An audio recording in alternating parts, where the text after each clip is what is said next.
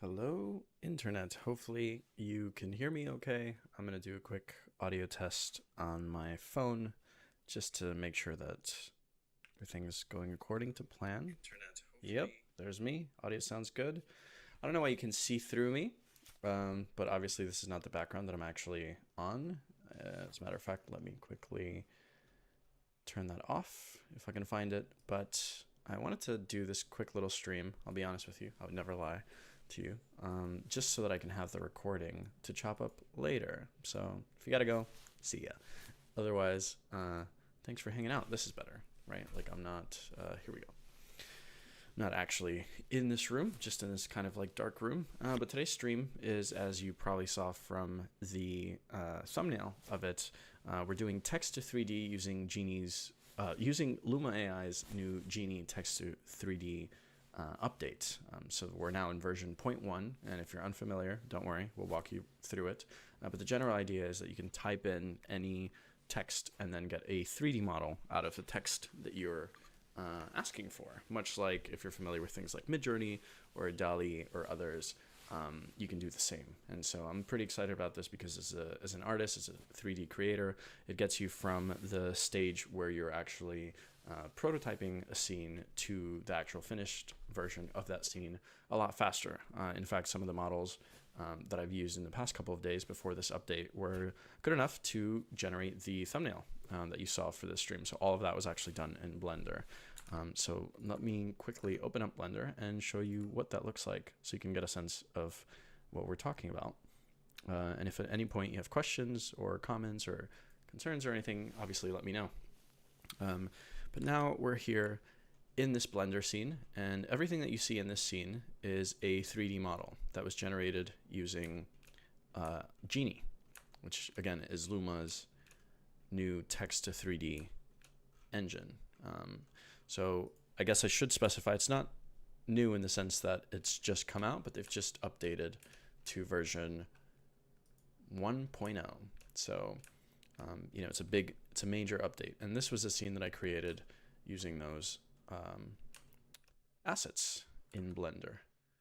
I'm gonna quickly check over on the live chat because I don't have it set up so that I can do that. And I'm gonna open this quick widget for the stream health. It seems like it's a little bit lower than I would like, but you let me know if it's not looking right. Okay, and so first thing we'll do is we'll actually go to Luma Labs AI. I'm going to transition here to show you my Chrome window, which has this uploaded.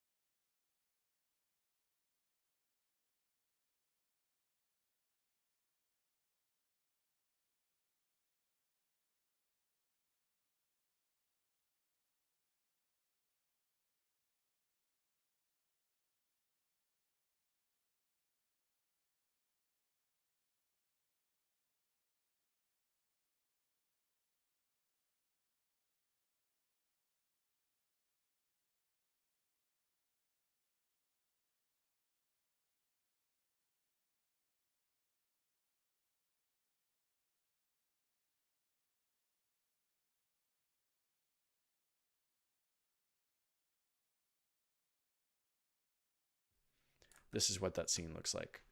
It's a scene that was built completely using assets that were generated using this new 2D to 3D, text to 3D power.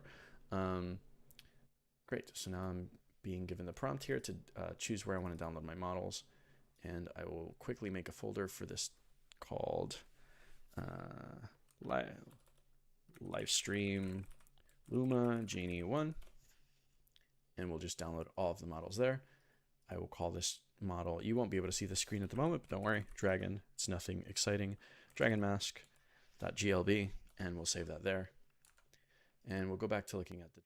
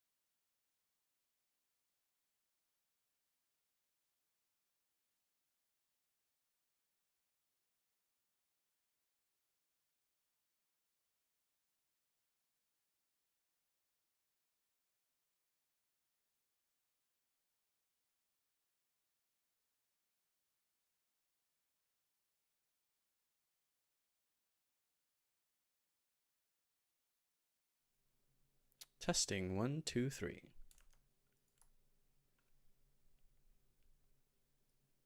Testing 1, 2, 3. Amazing. So I can hear myself. You can hear me too.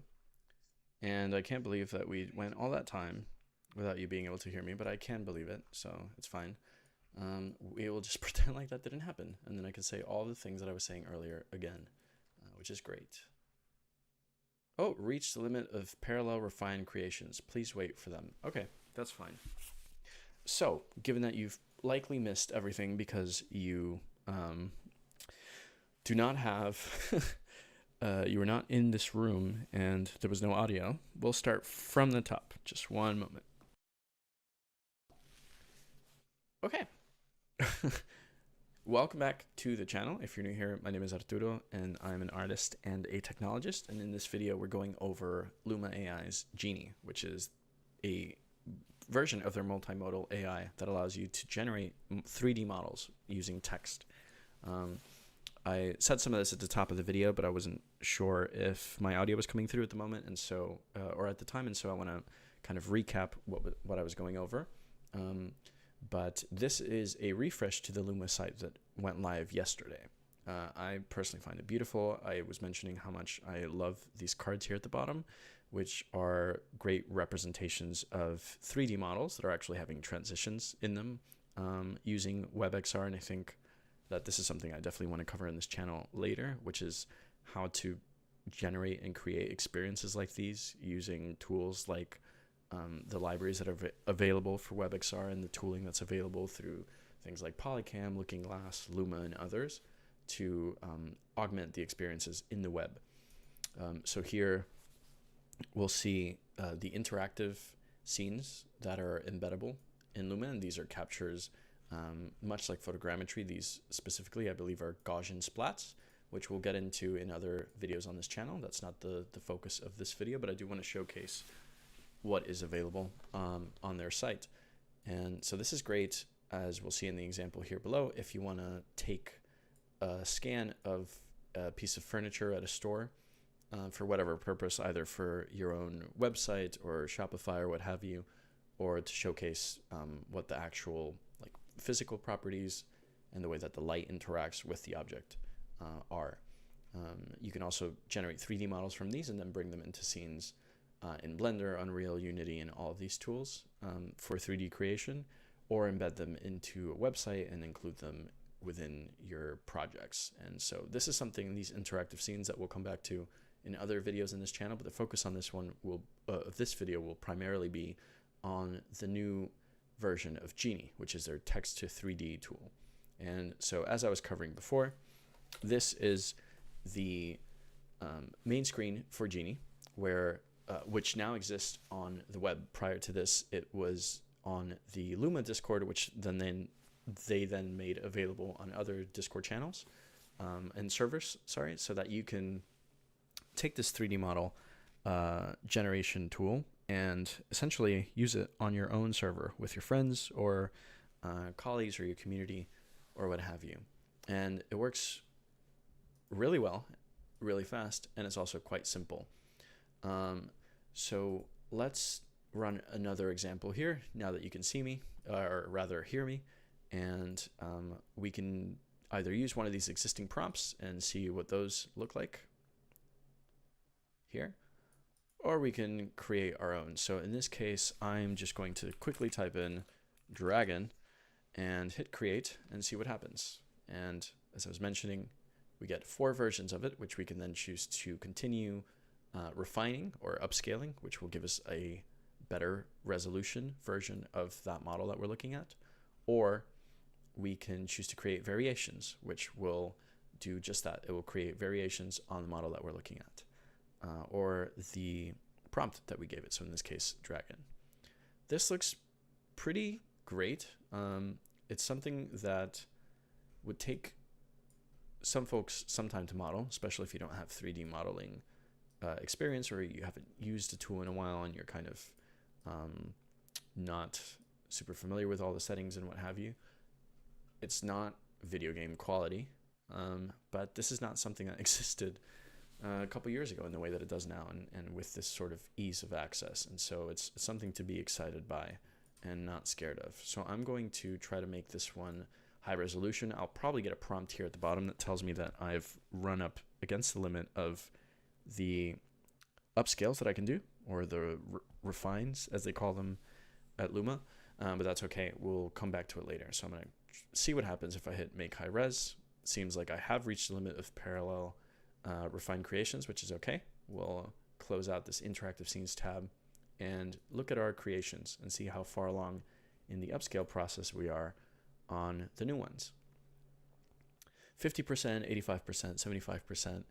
As I was mentioning earlier, when my microphone was not connected to the stream, these are some of the generations that I've created before this video, essentially yesterday, right when this update came out. And we were looking over at the dragon mask here and noticing the level of detail, not just in the texture, but also the model itself.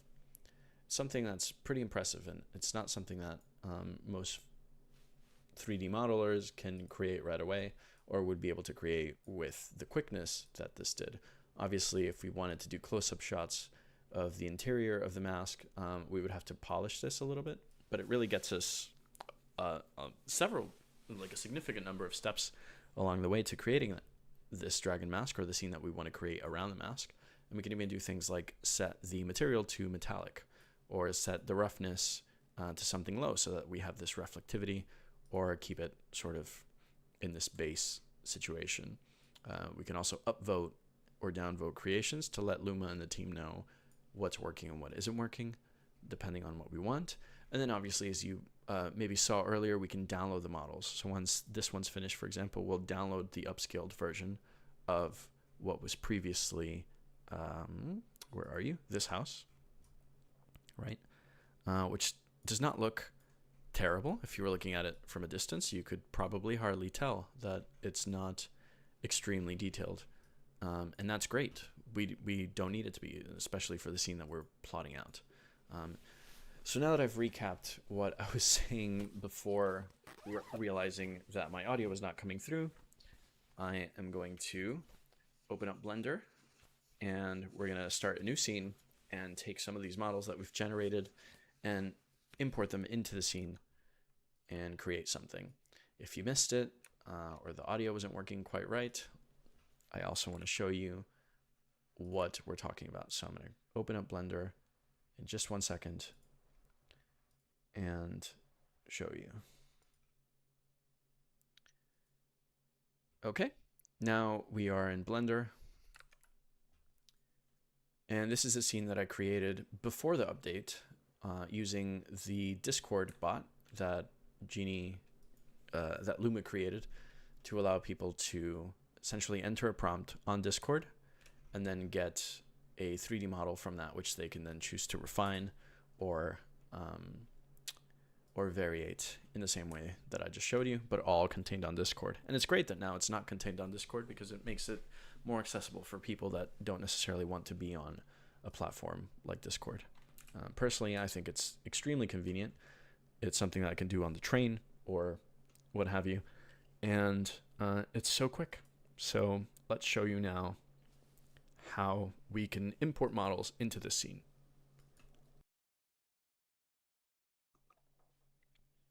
So we're here in a fresh Blender scene. You'll see that if you're following along or you open up your Blender, you may not have this. This is called Blender Kit here at the top, and it's something that I like to use occasionally because it gives you access to different 3D models and materials and HDRIs and such. It's not something that you need, but I believe it does come still pre-installed in Blender. We're going to just ignore it. We probably won't be using it until later, if at all. And just because this is how I like to start all my scenes, we're going to hit A and then delete everything. Now at this point, we're ready to import the GLTFs that we exported out of Luma. So now I just have to navigate to those and try to remember where I saved them. I think I called it livestream Luma. Yep. And we're going to import all of them at once. I'm not sure if you can see the window dialog that's coming up on my screen, But essentially what we want to do is we want to make sure that we merge all the vertices. And that's an option that will show up when you do this import. So now we've got all the models here, and we'll go into our shaded view and just make sure everyone's facing us. So we're gonna rotate. I think I have the number key. There we go. Rotate everything, and we'll show you the stuff that we brought in. So we've got, oops. We've got the mask, we've got our cherry blossom, and we've got our pagoda. And just like that, we have 3 or 5 models in a scene, and we're ready to start building. It changed the name of all of them to mesh, which I don't like. And let me make sure that this is the upscaled version of these meshes. Seems like it. I think even if not, we can get around it. But let's just name everything first. So we'll start with this dragon mask. We've got the pagoda. We've got the mountain. House 1, we'll call it, because we've got another one on the way. And let's fix that. And what else we got? That's everything. Okay, great. So, oh yes, and then the tree, cherry blossom. So we'll take the mountain and the cherry blossom and we'll put them into an environment collection. And we'll call this scene. Well, we've already got scene collection. Let's see. Characters, just for lack of a better word, dragon mask, and then buildings. You can name these whatever you want. It's your life, your circus. I'm going to name them that. So we'll check back now on our progress here. Let's refresh the page. Perfect. We've got the upscaled version of the second house ready to go. It looks somewhat better than the low res version. Let's see. I mean, it's still got some of the same flaws, but it's supposed to be, let's see. Yeah, the textures and the top are a little bit more explicit. And that's okay. We can work with this. We can fix it. Again, this would have probably taken, you know, some time to model, and we didn't have to do any of that. So can't look a gift horse in the mouth. I'm going to download it and then bring it into Blender in just a moment while this finishes converting. I think I'm okay to close this, and we'll also check out this intricate pagoda. This is great. I like this one better than the original one. This is also being converted, so I can't download it just yet. And then the lantern's almost done, which means now that we've got these 3 done, we can upscale one of our dojos, which I'll do with this one because it seems like the simplest model out of all of them. And then what else? Maybe we want to get these T-Rexes. No, too much. Still converting. Great. That's fine. We'll go back to Blender. Great. So we're in Blender. I want to take all of these and we'll actually put all of them in a collection called Originals. And then we will duplicate that collection and turn everything off in just a second, but we'll call this Scene. And let's just turn everything off. Great, so we can't select anything, and I personally like to have these 2 also toggled on, so we can't see any of those and we can't select them. This is what I've just done by just clicking and dragging, and we don't need that. I'm just going to quickly go into my preferences here, and it seems like we're already scaled up a little bit so that it makes it easier for you to see on your screen what I'm doing. Great, so we've got dragon mask and everything, and we're ready to go. First things first, we'll grab everything, move it away, and I kind of want to start laying the groundwork for this scene like now. I think something like this will be good, and obviously it would help if we had a camera in the scene, which we do now. And we'll just bring this back. Oh, great. We are now able to save these 3D models in a prompt dialog that showed up that you won't be able to see. And bring this down and set it up kind of like this. I think this is good. Right away, you start to see how useful this is. Like, we didn't have to make any of this. And we can get kind of specific with all the textures and whatnot later.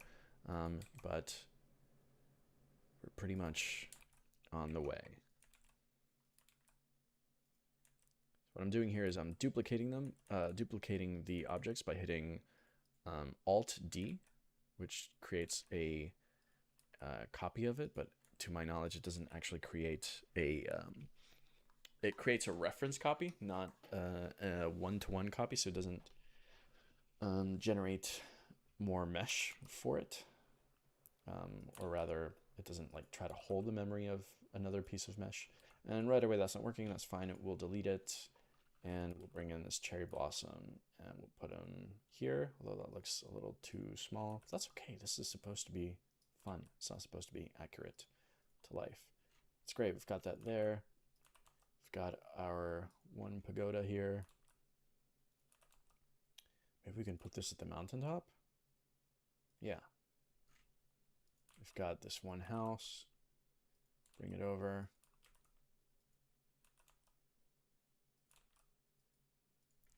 And our dragon mask, which will be the focal point of our scene, I think.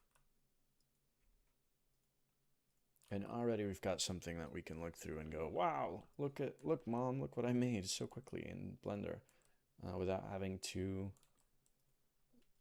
spend all that time figuring out what I wanted to make. Just kind of get prototyping. So we'll drop this tree here and quickly go back to the other page so that we can download everything else. So let's download this highly intricate pagoda. That's going to take a minute. And that's okay. We'll go back to Blender. And we'll go into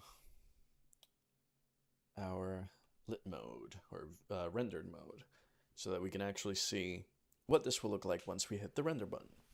So we now know we've got all these buildings here, and just to give it a little bit of kind of imperfection, we'll turn that. Maybe put it here. There we go. I like that better. And maybe we can duplicate it and scale it down a little bit and add some more in the background. We can probably also do the same with this to give the impression of this, like,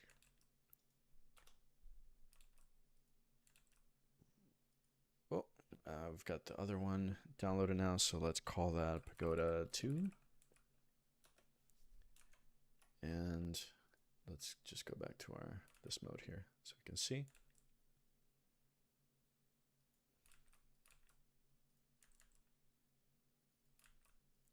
And yeah, again, you start to get a sense of how much time this is actually saving when you don't have to build everything from scratch. So we'll turn that one over. Still not sold on this one, but that's okay. Duplicate this.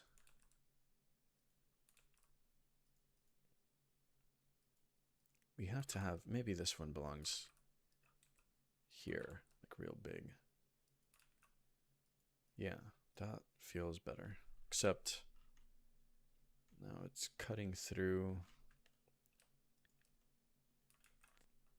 the mountain, and we can't have that.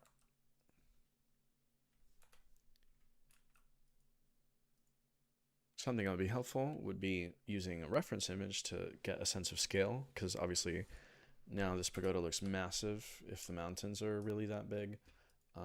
So we can maybe scale down this house a little bit, and definitely scale this tree down. And maybe if it's supposed to be like a mystical thing, we don't care too much, but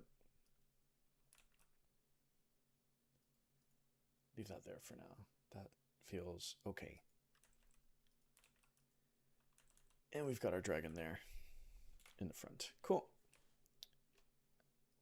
So we can just take this, duplicate it by hitting Alt-D, Shift right click to set the mouse cursor somewhere else, or rather the cursor in Blender, and then Shift S to bring up this pie menu, selection to cursor, and there we go. We can start to populate these floating trees around our scene.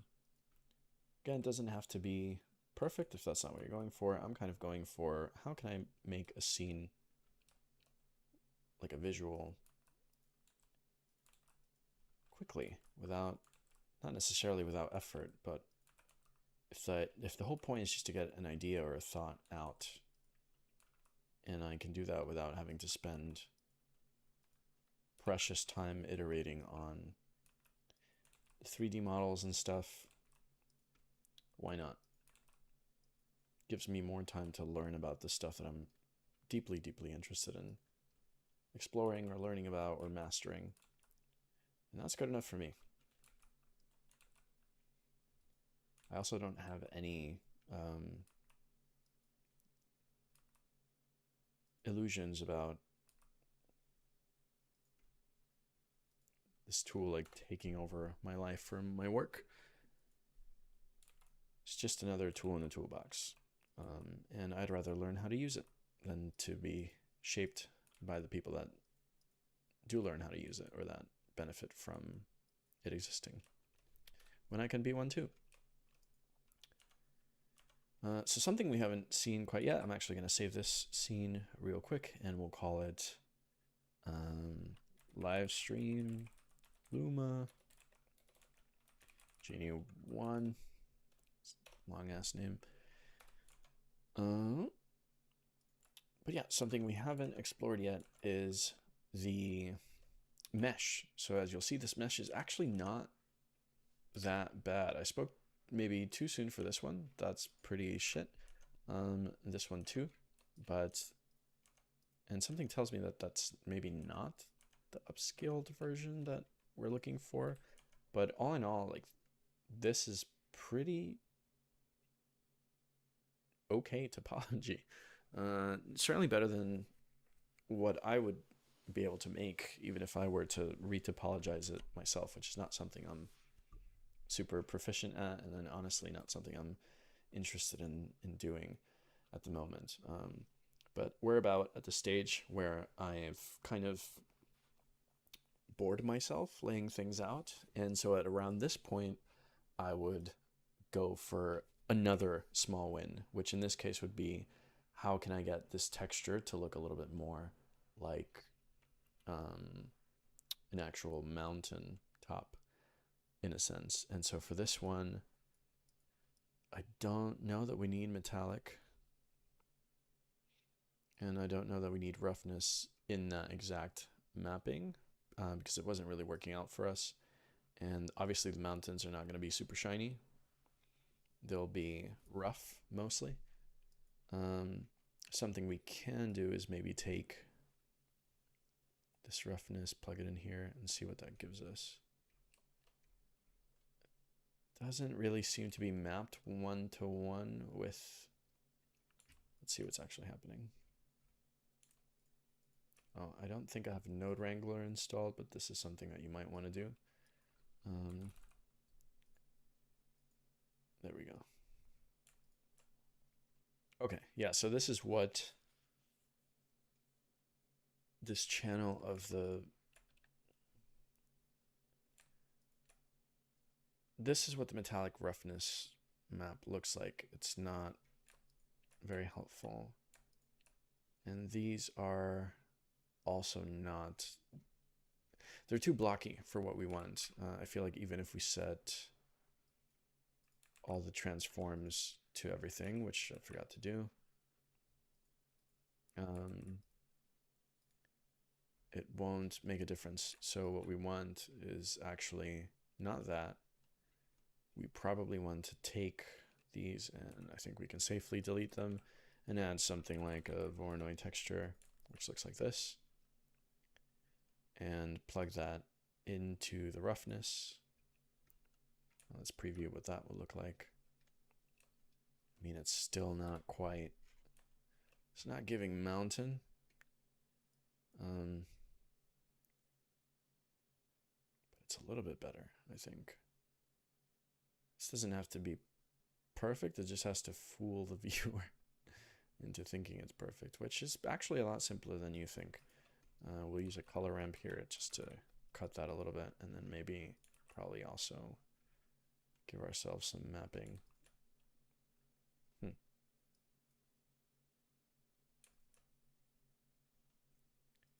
back to 5 here. It's maybe too much. Just want to break up the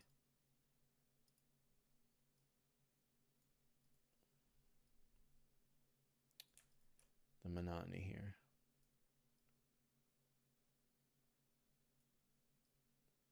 No. I mean,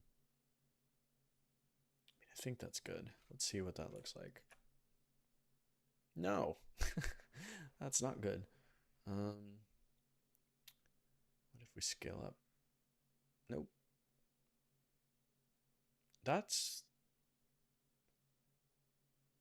This is okay.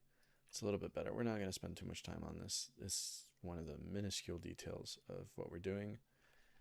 But I will delete that. Nope, not the one I meant to delete. Delete. Okay, great. Yeah, let's just delete the whole thing.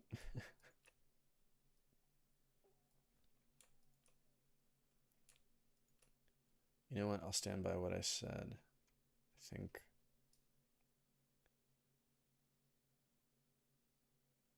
Let's just keep it simple. Let's call it this. It's good enough for me. Good enough for you? Great. And we'll move on.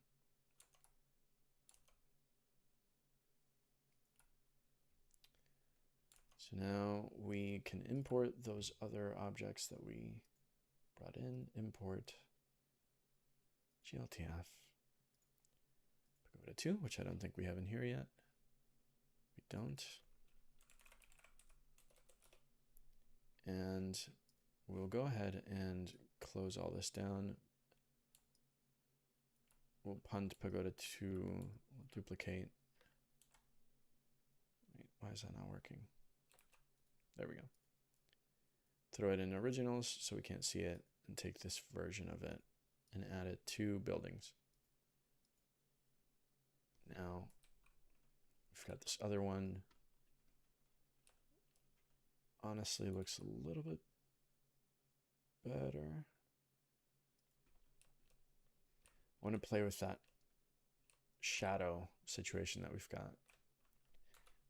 Light and shadow situation, which will be useful for us if we throw in kind of like a world. Hey, Marco, I see you in the chat.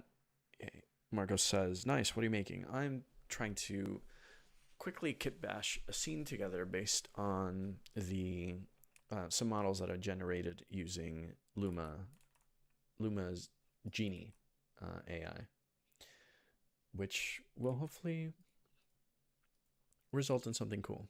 We'll see. Thanks for tuning in.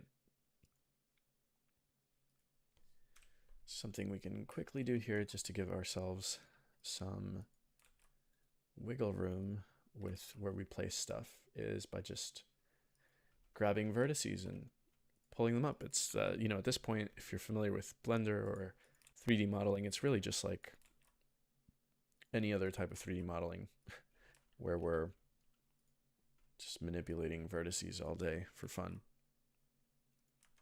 I kind of want this to be a little bit more defined of a hill situation. That's good enough. And maybe I want to obscure that just a little bit.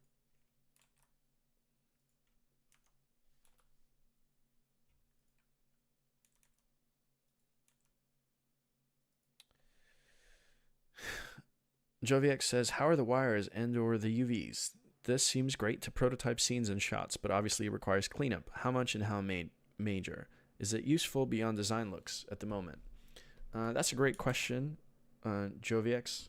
I'm going to quickly open another scene that I was working on before this, which actually like was the inspiration for getting this stream together. And this is something that I made using the original version of, there we go, the original version of Genie before this most recent update. As you can see, I'm going to go into the mesh here. This is a very, very dense mesh. They've since reworked the way that they generate their meshes to make them a little bit more friendly to use. But the difference, the delta between this character in its original generation form and then the final form is pretty significant. And you can see here there are things like this. I generated this torch, or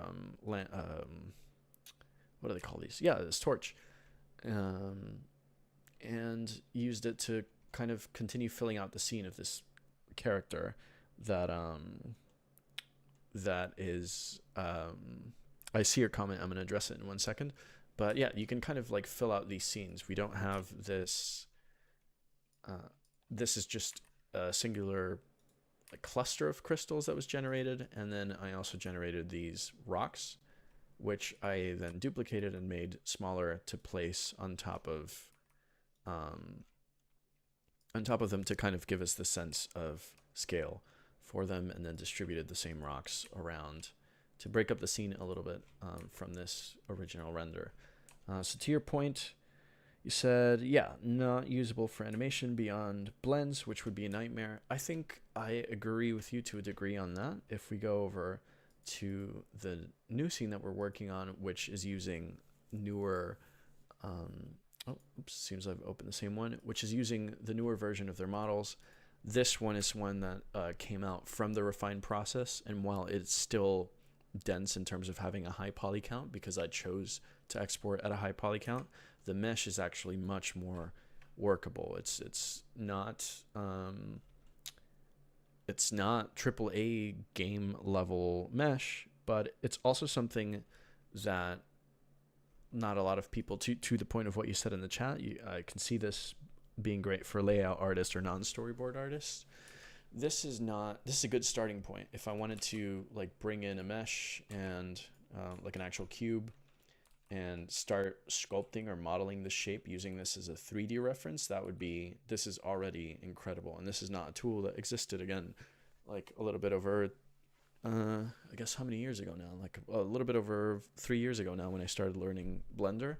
But it can really help give you a sense of scale and a sense of dimension quickly, which is kind of really impressive. You said that's a much cleaner mesh. Could definitely use that for high poly projections, etc. Yes, this is true. Again, I don't think this is the end all be all. I don't think this is going to replace 3D artists anytime soon.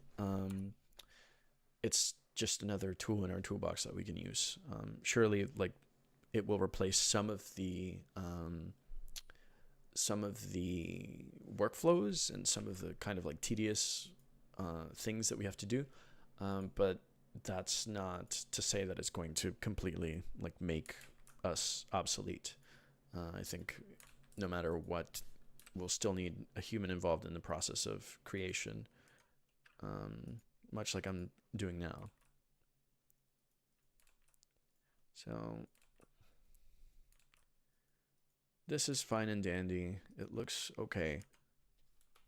But let's get some actual light in here, because right now it's quite dim and grim. So I lied. We'll use Blender Kit just because I don't want to use this other tool that I have available at the moment, because it might crash with the stream, and we'll take this one. Why not? Great. Looks just fine. Let's get that to looking good.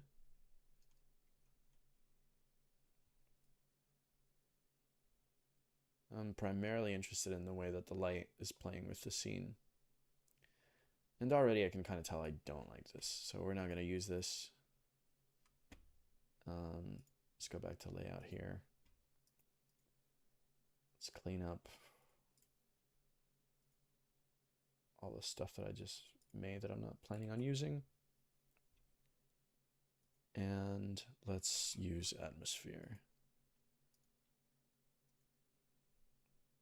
This add-on will bring in a physically accurate sun, stars, clouds, etc. into our Blender scene, and it will allow us to tweak those settings to our liking. So let's move the sun to match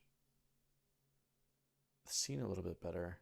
So we've got this light that's kind of hitting the side of the pagodas that's baked into the actual image. If we were to see this without any sort of light reflections, we see that this side is a lot brighter.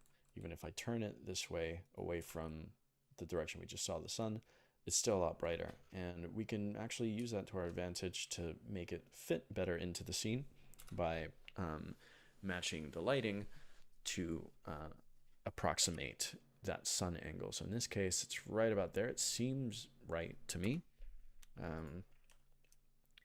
And now let's just do a little more playing with stuff. So I know off the bat, what I like to do is turn off stars because we don't need them, but they're still being generated. And I don't know that we need this many clouds or that we need the coverage to be that much. So let's just add just like a few clouds, and then let's make them a little wispier. And let's just crank up the seed a little bit so that we get some sort of variation there. We can auto apply the object fog, which will give us some sense of dimension come render time, and we can change the ground color to something like blue. Oh, what happened? We lost the ground. There we go. Ground color to something like a light blue. We lost the ground again.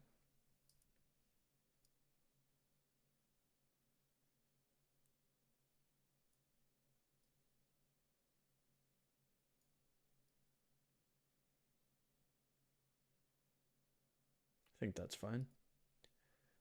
And bring down the horizon. Oh, it's the other way around. It's good enough, I think, for now. Let's see how we're looking. Now I know also I just really don't like the way that the material, the roughness on this is working out.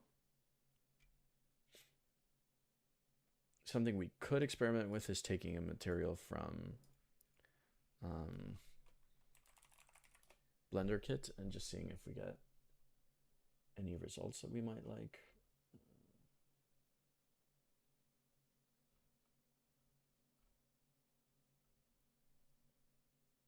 I immediately get the sense that these are not going to match the scene, but let's just throw one in just to see what it looks like. We can always dial it back later. Let's go with this one.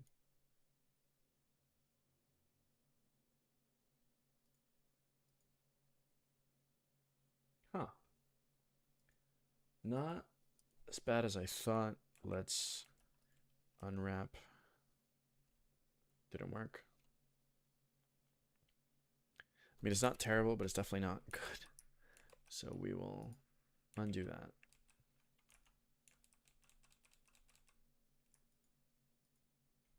I think we just need more stuff breaking up the mountains.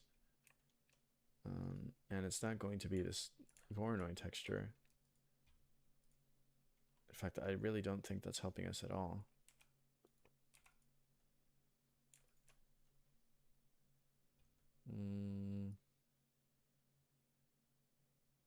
Let's just leave that like that. That looks a little bit better. Still a bit dark in the scene, and so I like to use Photographer, which is a great add-on for that purpose. And I'll just start clicking on a bunch of stuff and calling it out as I go. I'm going to choose a different lensing for this. Depth of field, we're going to set it to 4. We'll choose a focus later. We're going to set a manual exposure. I'm not choosing these arbitrarily. These are just settings that I would choose if I were actually shooting this scene. in the physical world. We'll update the light threshold so everything matches. Set a manual white balance. Keep the resolution as is. And we can check the false color to see what values are too bright and which ones are too dark. So just by looking at it, we can tell that probably this is a little too dark and leaning on black, like actually pitch black, which is okay in some cases, but there are reasons why you wouldn't want that. Like if you wanted to do some post-processing on it later and then suddenly your colors were all crunched. I think in the case of these, I think that was fine. The roughness. The metallic is not really helping us here. Roughness, yep. And then we will unlink the metallic here. We'll keep those. I do want to throw in some type of contrast mapping to this, and I often forget. I think it's, yeah, mixed color. We'll set it to linear light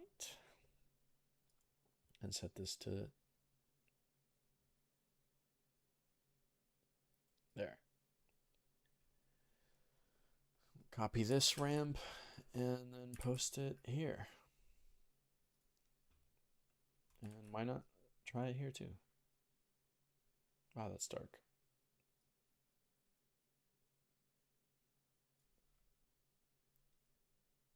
That's not terrible.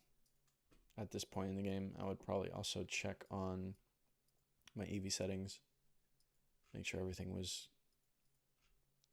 the way we want it set up. Wait a minute. Oh no, this is Blender 3.6, not Blender 4. Well, let's just continue as is. We'll set this to medium high contrast.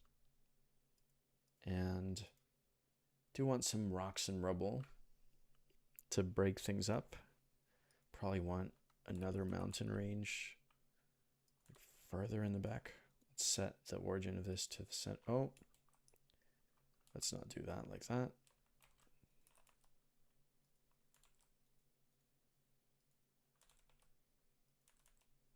And essentially changing the pivot point of that object.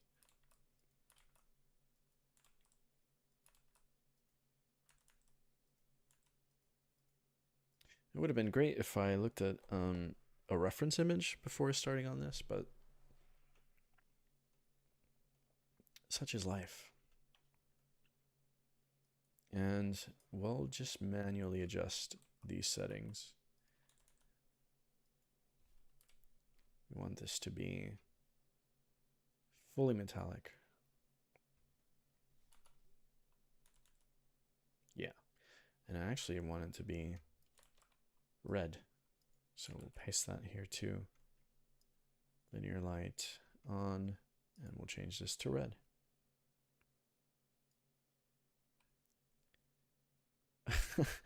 Joviak says, references for students, cache in that visual library. True. True, true, true.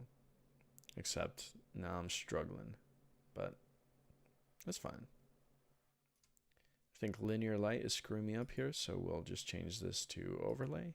And that should give us exactly that, an overlay of red on our dragon. And it's a little bit tamer than I like it to be, so we just shift it this way, and then we're good. It's good enough. Looks kind of... Let's just make sure it's just red, no blue. All right. So we've got our dragon mask anyway. Let's see how our dragon's doing back in Luma Land. So this is the upscaled pagoda that we were looking at earlier. And we've got 2 generations here, which should be done. Refining. Perfect. Oh, that's right. We had lamps and everything. Lantern. That looks great. I'm pretty happy with that. I wish it were my hero item, but it's not. I think I indexed on the dragon a little too quickly.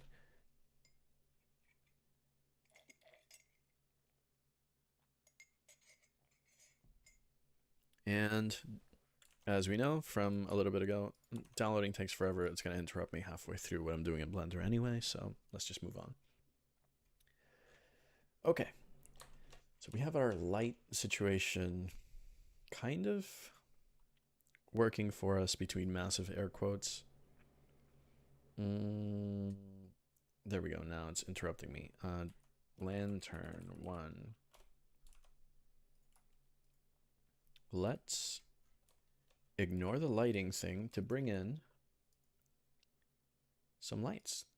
In this case, we'll bring in the lanterns.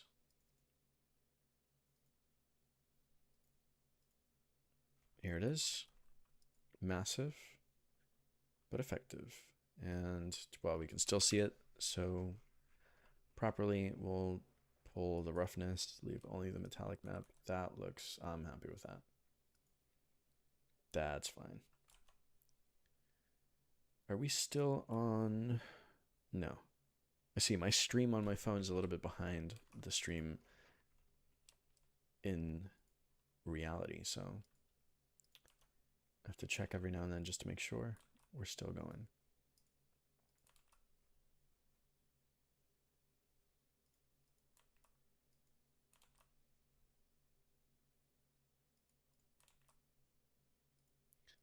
I think this is okay. No one's checking. Drop that in there.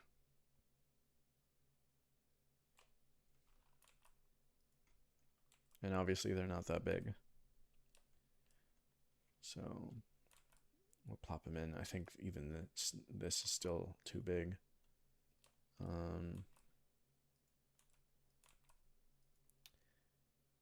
And I guess something I do want to do with this one is, I did not mean to zoom out nearly that much. We'll call this lantern. We'll call these camera. Call this lights.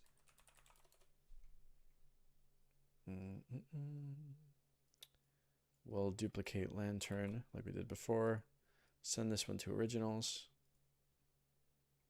Great. Oh, that's toggled off. Send lantern to build the environment. And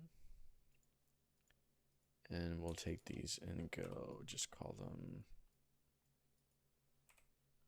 Oh. Let's just call this crew for now. None of my buttons are working the way I expect them to. Okay. Cool, so before I was rudely interrupted by myself, we're going to take this lantern situation, press shift, or no, press the forward slash, and that will give us this object all on its lonesome. And what I want to do is, now that this mesh is not, like, look at that, it's not terrible. We will take some of the,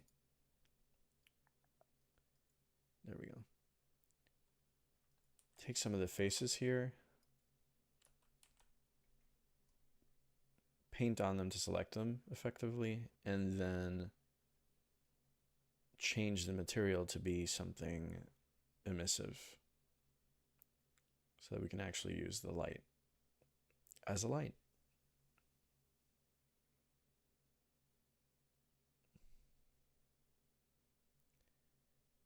Now, to JoviX's point earlier, like, this is saves us some time, but does it really? Like, in some cases, like selecting this because it's not very clean geometry, you can't do some tricks like oh, not that. How do I? All my settings in this Blender are broken. 1 second. Let's set the input of spacebar to search. There we go. Select similar. We'll just select everything. Select similar face map. Won't select anything.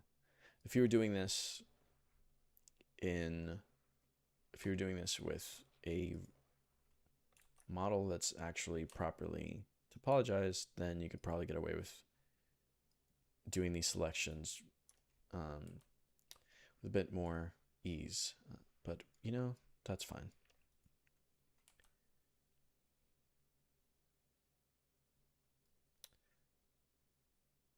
Yeah, JoviX says you can probably run this through ZBrush Decimate and get an even cleaner model. You could probably also use the Decimate modifier here in Blender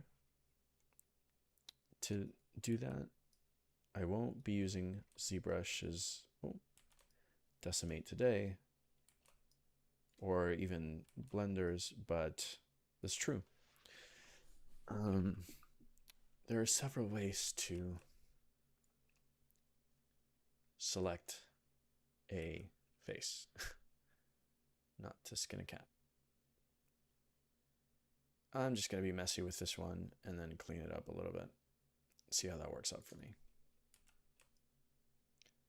One other thing that you can do that we haven't explored here, which I will do right after this, is actually take some of these models and refine them yourself to taste with the sculpting tools in Blender, which I'll go into in just a second and for just a second, so we can finish fleshing out this scene. At this point, I'm mostly wanting to get this done, and I'm less worried about how perfectly it gets done. But I think this is good enough, or at least bordering on it. Great. Good enough. So now we can take this selection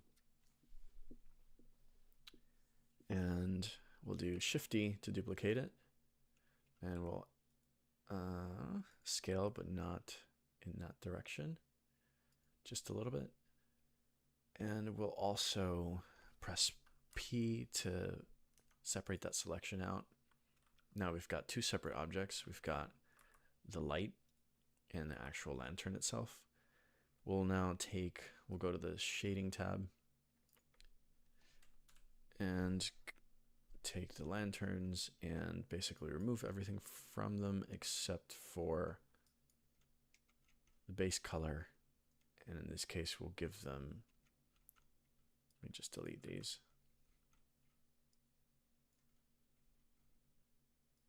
I really don't need these right now. Even this one. There we go. Take the base color and plug that into the emission. Set the emission strength to something like 5. Oh, and we forgot to set its own. Let's go back. I've made an oopsie. Okay, we're good. So we'll set this base material to that. We'll call it lantern light, this model. So now any changes we make here should only affect, yep, just that. Great. That's what we wanted.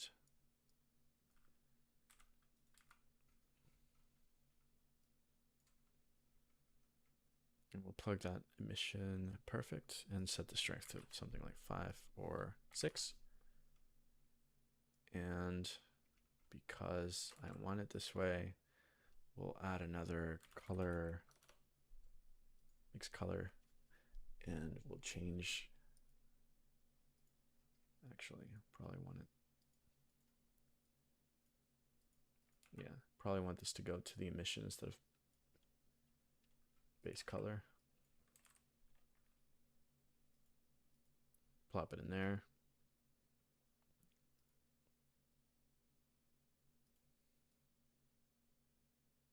Wow, that looks cool, but not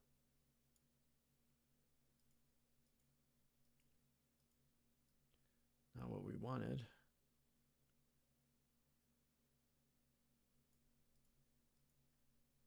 Let's do Overlay.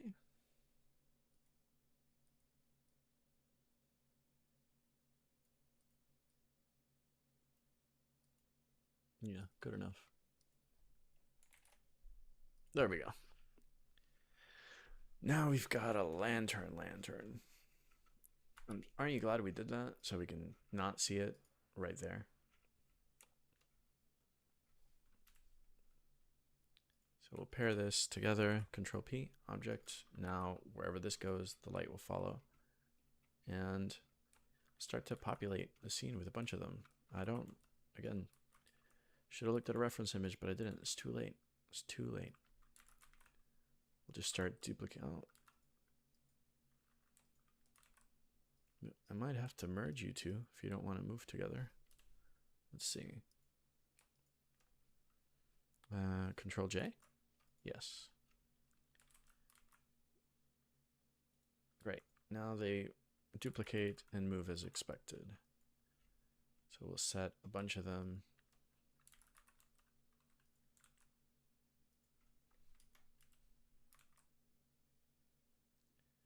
And we'll worry about whether they're floating or on the ground.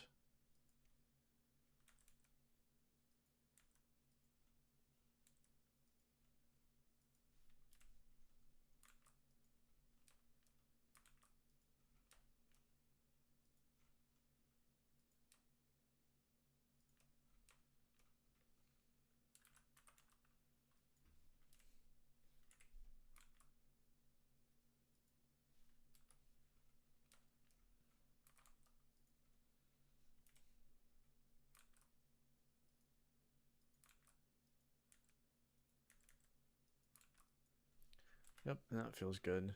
We'll do the rest in the layout tab.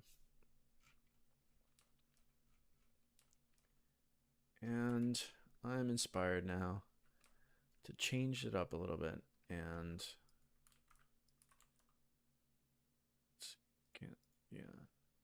let's move this light over here and this one here. Change it up, and rather than do a day scene, since we have those lights there and we want to make the best of them, let's do it like dusk or something.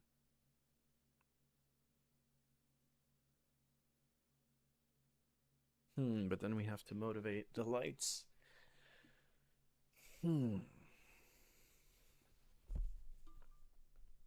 What if then we'll have to do the same for the pagoda and just light it up?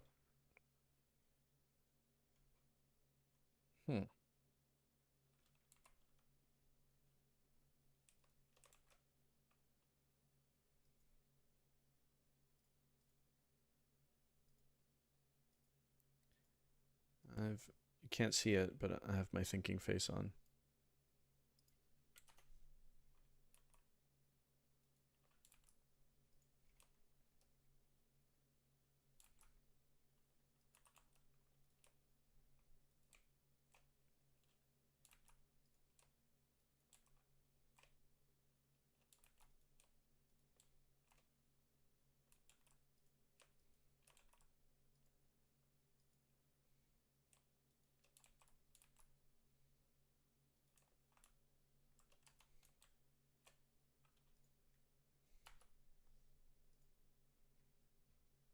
Better,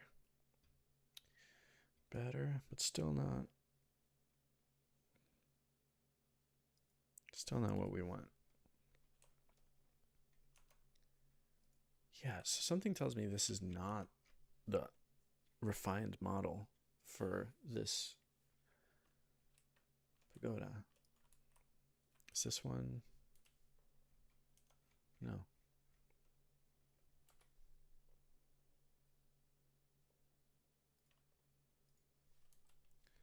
We've got this house here.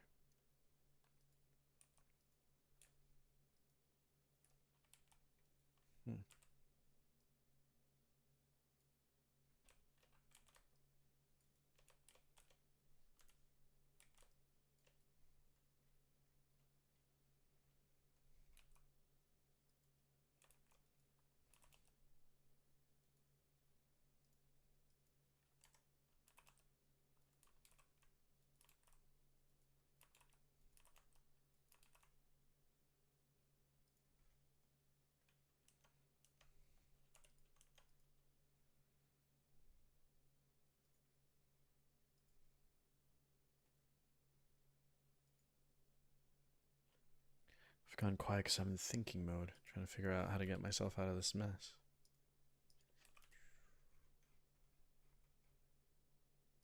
Remove that. Oh, that's right.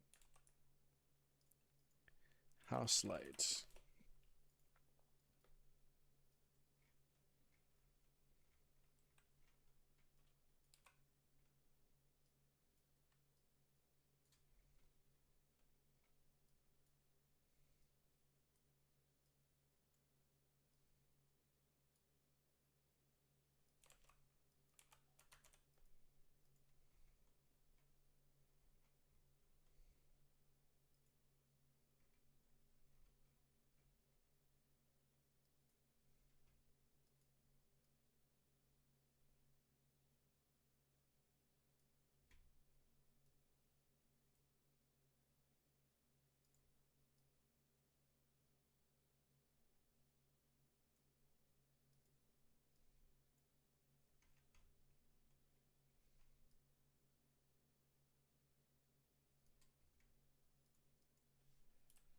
It's hilarious.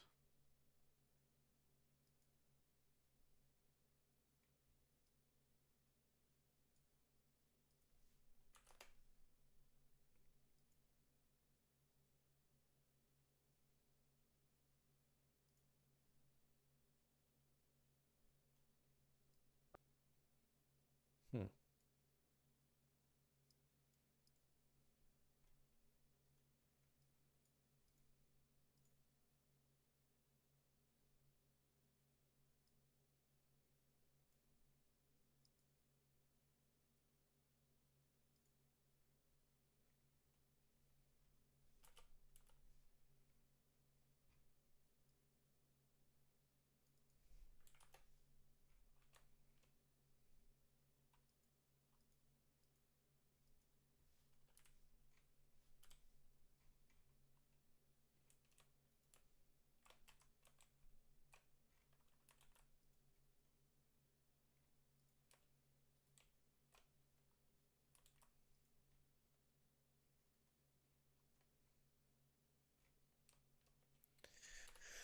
Right, and for every one of these lights that I've just placed, I have to set the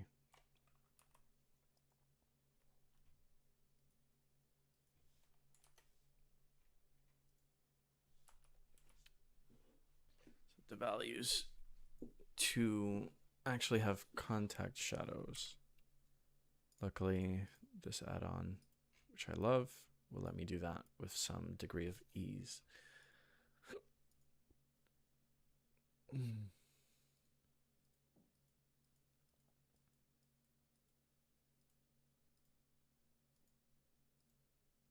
Okay. Looking not terrible.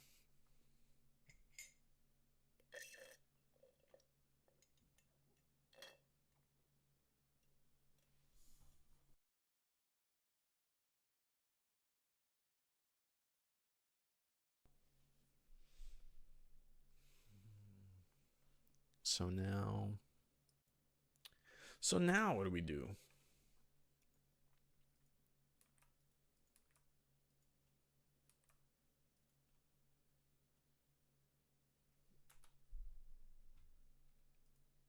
I think we can take some of these cherry blossoms here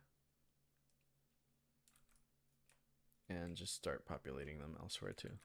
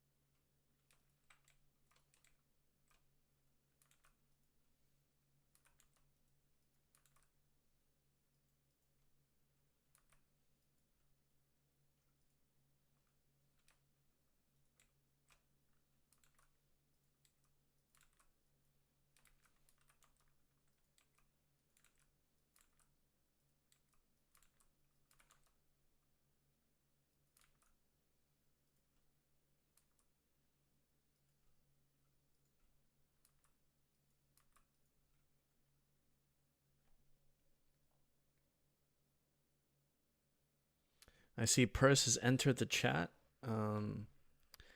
He says, AI is theft. I can't believe you use these tools. Out here teaching people how to use them like it's totally fine. Shame. And to that I say, yeah. What are you going to do about it? Hello, Purse. Chat is now ruined. Yep, we're done for. We've got the AI police on our asses. I think maybe what's throwing me off about these trees is that they were done by AI. Are we using Genie for Blender Royale now? I mean, there's no reason why we shouldn't. Color map. Don't quote me on that. We'll do saturate. Oh no, what did I do for this Klondike bar? I think this actually looks better already, but that's not what I was going for. I wanted to go to the mix and pull down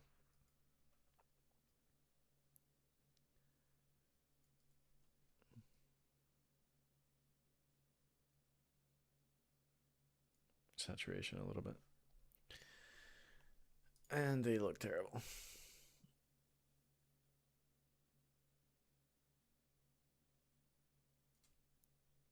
Let's call it 45. There you go.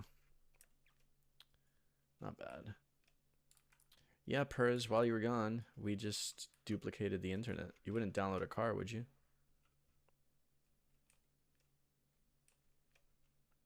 And we're going to take these and just put them here, I guess. Give us a little bit of light on this mountainside. Except to make it look like it's super far away, let's bring the lights down a little bit, and then we'll take this light and make it like 2 or something. And we'll just copy paste these suckers. No one's checking.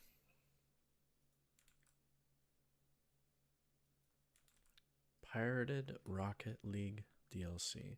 Wait, if I start saying out loud everything that you write into the chat, am I gonna get banned or just copyright struck or something? Yeah, that's this lantern here is defying the laws of gravity. Oh.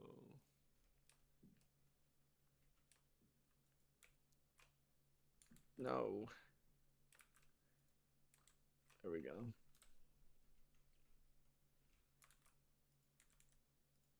Perez, I got myself in a rut a couple of hours ago when I decided, hey, let me do a stream, but let me do something completely new instead of doing it was supposed to be educational for people watching, not just for me. But I did this other scene that I was really happy with, and I don't know why I didn't just remake that one again. You know, you live and you learn. Oh, there we go. It's motivated by there being another pagoda here. Duh. That's what I was going for the whole time. That's why I did this. You made this? I made this. And by I mean AI.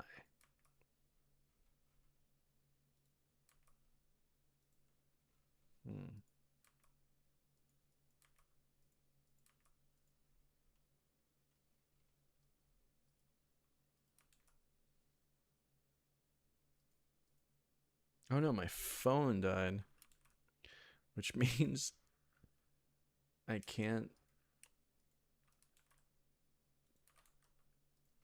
sneak a look at the chat as well anymore.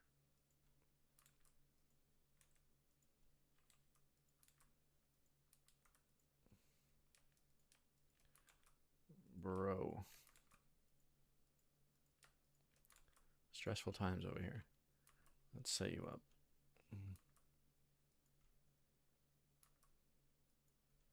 Okay. We're going to save because, man, that was a lot just now. And I'm going to peek a look at the chat, which according to YouTube, it says there's nothing. But Let's see. Take 5. You're now banned for 5 minutes. You were just pagodaing with your dad pun. Amazing. What do these meshes look like? I smell verbal jealousy. Great. Pers, these meshes actually don't look terrible. This one is pretty okay. It's better than you thought. This one I thought was a refined version of it, but I don't believe it because it's just not great. This one's not bad for what it is, and neither is this one.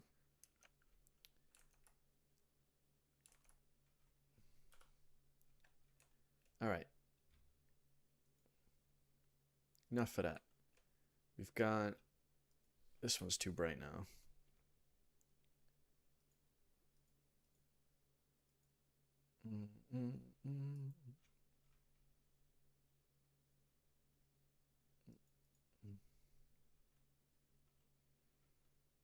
Emission strength, let's set it to 2, see what happens. Still too bright.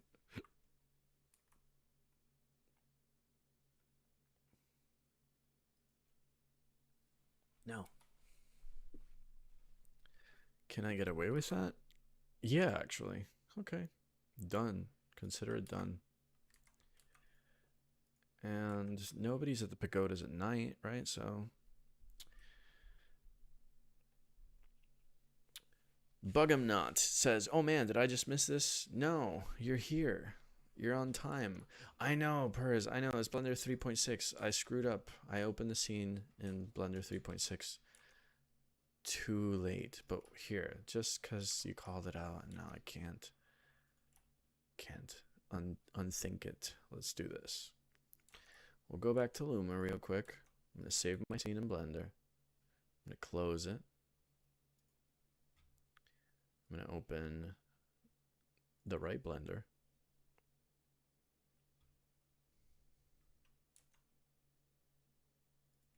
I'm getting bullied. And then we're going to open this scene so I can showcase what actually happens when you think about stuff. Oh, it was all dark. I lied. I forgot to remap Blender to, there we go, 4.0. And we're back. So as I said earlier, the first time around when I didn't have my microphone plugged in to OBS in the right way, this is a scene that I built using Genie before yesterday's update. And as you can see, these models are not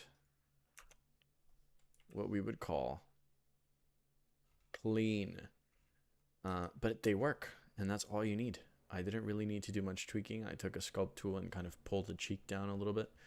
And then I took this torch that I made and I separated it so I could give the top the submissive material, and you know, just kind of place it there on the hand. And as I pointed out, I took some of the crystals that I made, crystals that I generated, and plopped them in here, took some of the rocks that I generated and made it look like the crystals were stuck in there, and then generated, or rather duplicated the rocks to make them a little bit smaller and motivate the breakage. So all in all, I feel like this is a pretty decent just like visualization of what's possible when you use these tools with like an idea in mind. Obviously all of these models kind of fit together. The whole goal there was to submissive material, the whole goal was to generate a scene that kind of felt cohesive using only assets from Luma. And so this is what came out of that. Let's see, what kind of monster unlike the video. That one looks good. Animal Crossing, Bugamnot, XN2. Thanks y'all, thank you. Yeah, I think the light, like, it really worked out, you know. I even took the first fireplace situation that I generated and just duplicated a bunch to make it a little bit bigger and added some lights, and it was supposed to be quick and dirty. I think I got this done in under an hour, and I'm pretty happy with it. And all the assets were just this adventure, the torch, the rocks, this background cave interior. These crystals, like 3 of them, and that's it. Pretty simple. Now, time to go back to today's scene, which by comparison is needs a lot of work. This one.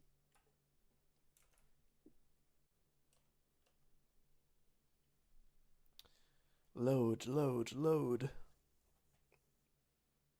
There we go.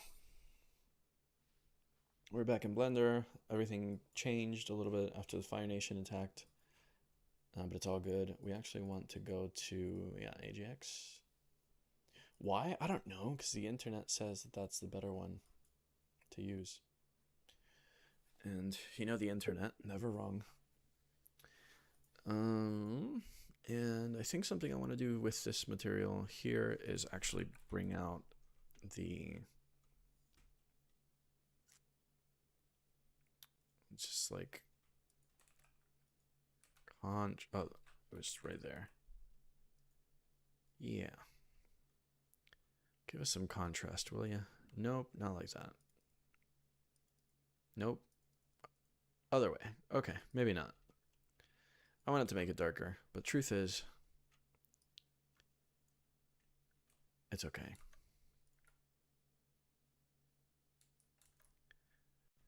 Yeah, I mean, the Purse says this would be fun in VR too. I think so. Like, I think we've now got this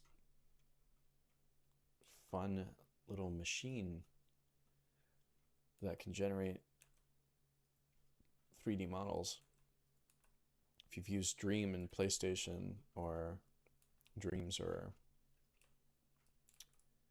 any of the like sculpting tools available in VR, it'd just be so much better if you could bring up, if something didn't exist, if you could just generate it and just wait a couple minutes and then have it come to life.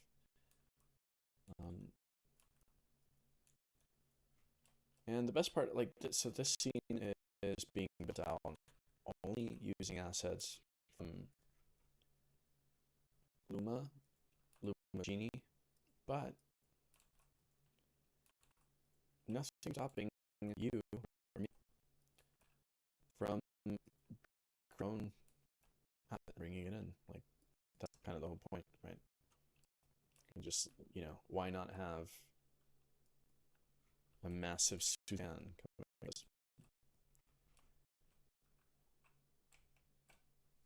building or this mountain? You and just you drop shit. Suzanne Easter egg at the top of a pagoda, maybe? It can't be this one though. This one's too obvious.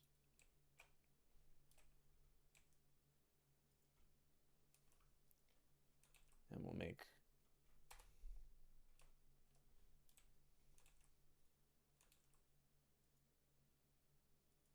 her.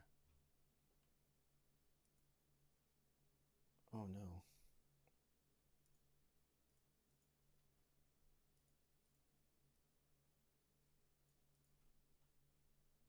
What? Oh yeah. The principal BSDF changed quite a bit. In case you didn't know.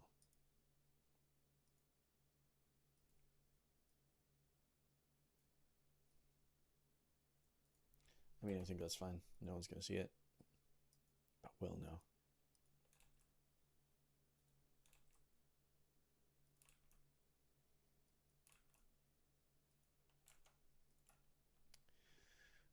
Try before linear light, the brightness. I think your audio might be breaking up a bit. Mr. Moneybags has physical starlight. Yes, XN. All the models were made using Genie. And let me try that Purse. You might be right.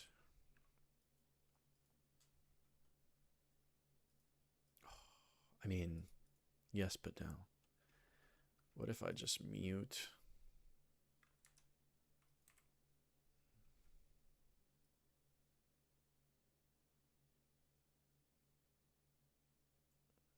I was gonna say that looks perfect. It's at 0.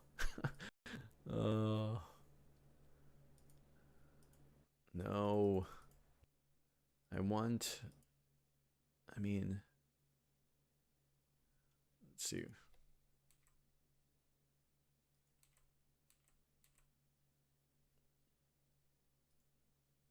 That's kind of the same thing, isn't it?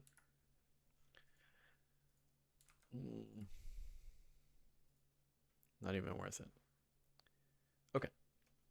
So we've got our sun. Let's see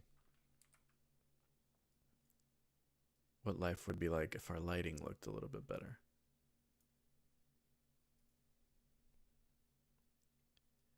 And yeah, thanks for the call out on the audio. Where were you when I started the stream and then switched over to Blender and was not playing audio for the first half?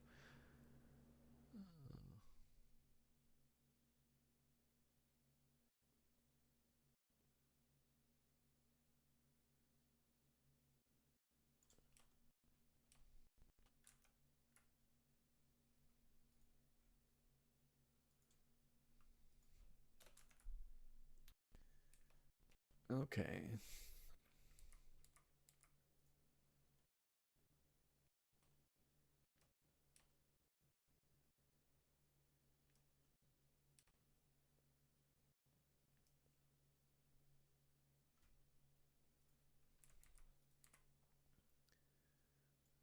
Let's set the focal point. See where it's at first. That kind of checks out. I want here.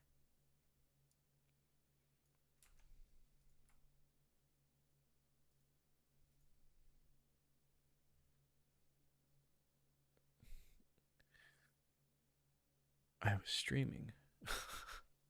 Oops. Oops. I mean, I feel like this looks good enough. But I'm just not happy with this light.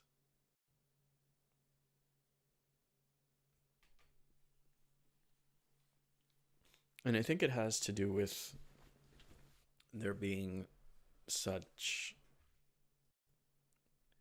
like a lot of variation between the light, as we discussed earlier.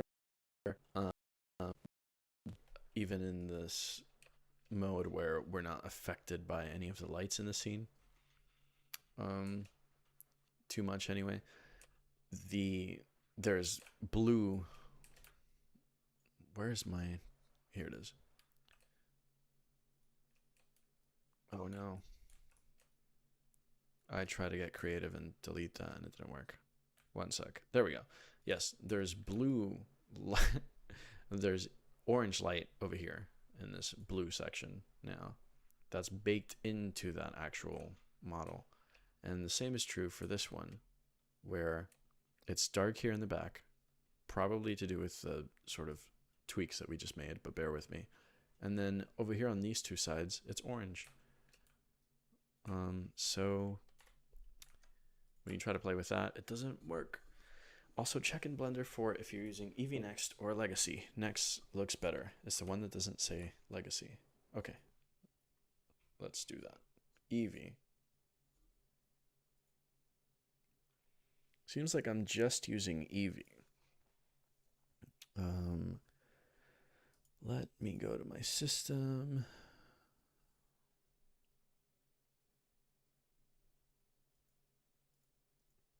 Oh, I think I just crashed. No, I didn't. Okay, great.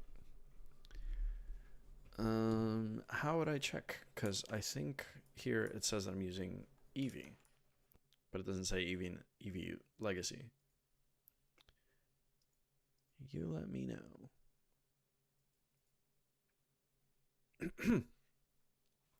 Great. So this lighting situation is scuffed. How to fix? Let's see. We could really go crazy here, which I kind of like, and then we can take the Let's see if it's shifting the vertical. Oh, that looks kind of cool.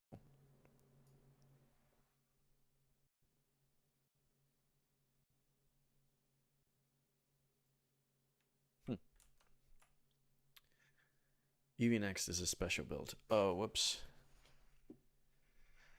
Yeah, maybe next time. Oh, boy.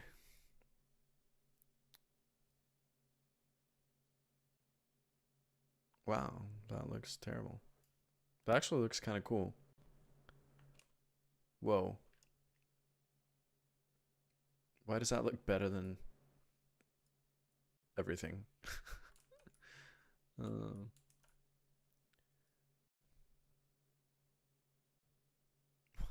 okay, we're gonna roll with it because I love it. That looks intense. I think we'll need maybe more light over here. What's unclear is, let's see what this looks like without, where is photographer? Camera. Yes. Oh, I like that. Maybe we can lean into this and go to,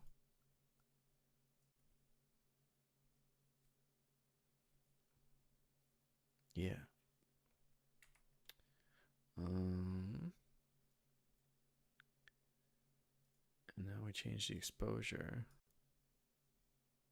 Nope.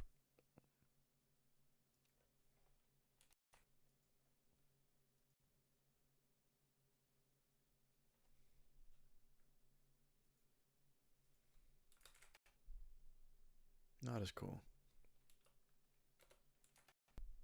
Okay, I think that has to do with the atmosphere, which makes sense, but we can approximate that. What I was going to do before I did that weird switcheroo that then ended up looking pretty cool was mess with the settings for the atmosphere. But before that, I'm actually going to revert my changes to ISO and stuff just in case I forget. Per says, night clouds are cool, super sick. AGX maybe not as good as filmmaker standard for this scene. Oh, okay, good to know, actually.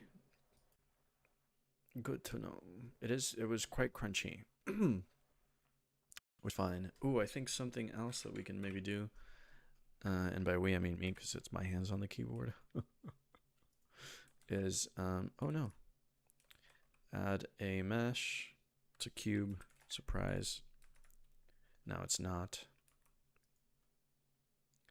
Let's give this dragon some eyeballs. 2 of them, like most dragons, to be exact.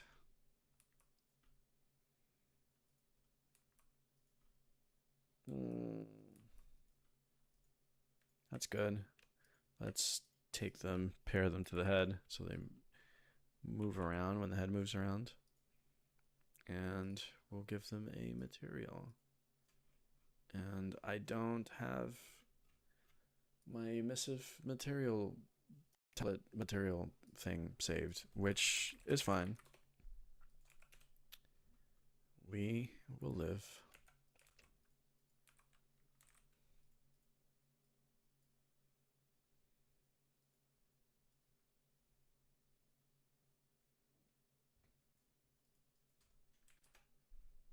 Cool. I like that. I like that. And then last but not least, let's see the scene again. Let's see, I like the dragon here, so we're just gonna plop over to the end, grab the dragon, mark that. But then we're also gonna delete these because I don't know what the heck those are for. Grab everything, nothing is keyframes, sick. That's what we want. And like I was saying earlier, I don't know if this is the right way to do things, but sometimes I get bored from doing operation over and over again, or like working on the same thing, and I like to stack up the small wins. So what we're gonna do now is actually set up the animation, or what that's gonna look like, which in this case is going to be the dragon coming up from dragon head coming up from over here. It'll come up to about here, and then probably fly in a dragon way, which I'm sure, oh, that's kind of cool, but that's not what we want. Which I'm sure if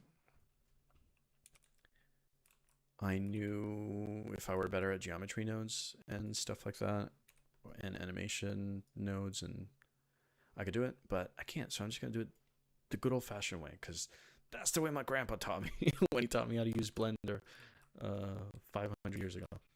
So yeah, exactly. Standard ADD workflow. That's the way I like to work. Give me that ADD. That looks good enough. I don't like the clipping through the mountain thing, so we'll just give him a secondary motion here to turn his head. And then, yeah, there we go. We avoid it roughly, I think. Are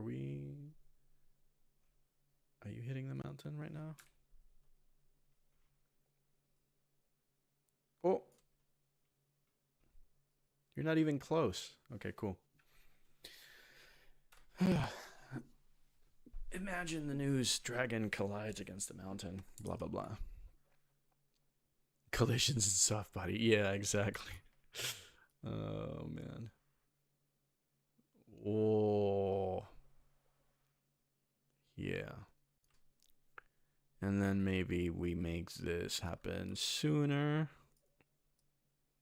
Let's just see how it plays in real time. Pray my computer doesn't crash.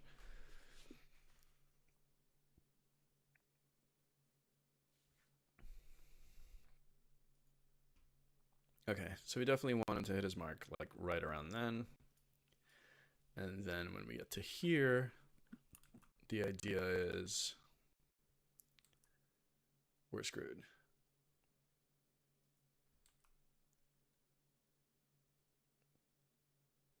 There we go. Perfect. Let's see what happens.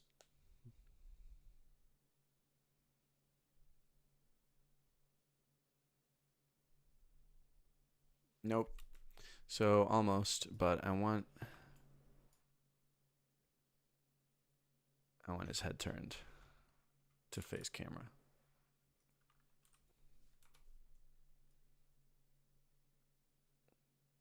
And I want it to happen. Huh.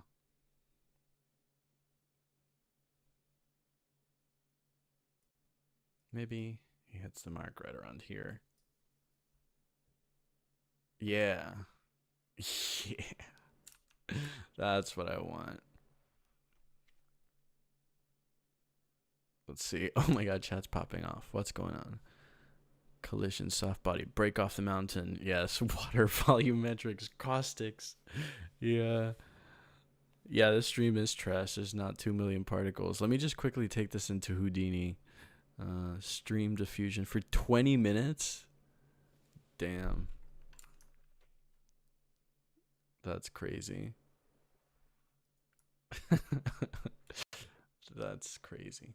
Let's see. How are we doing? This is looking good. Obviously, it's a little boring, and I know exactly what it needs, which is, I'll tell you in a second right after I watch this again. Perfect. Okay, so basically, while we're doing that with the camera, I mean with the spoiler, I said it, the camera. We're going to move the camera, obviously. But first, we're going to take all these point lights and just shove them in here. And then these cubes, which are the eyes, we'll break them over here. We'll call them I, and then also I, Captain. Yes, chef. Characters. Suzanne counts, I guess, but buildings. And yeah, as I said, we're gonna take this last point here. Where is the camera? Here. And we're gonna mark it. And we'll take this one. And we'll truck back a little bit. Oh, Not quite yet. No. Oh, bastard. Wait, sorry. Oh, I got bleeped on my own stream. I don't know why this happens sometimes. We're gonna click there. There we go. And we'll come back just a little bit. Probably just exactly right there, so that we don't have to worry about fleshing out too much of the rest of the scene. And now it should feel like, yeah.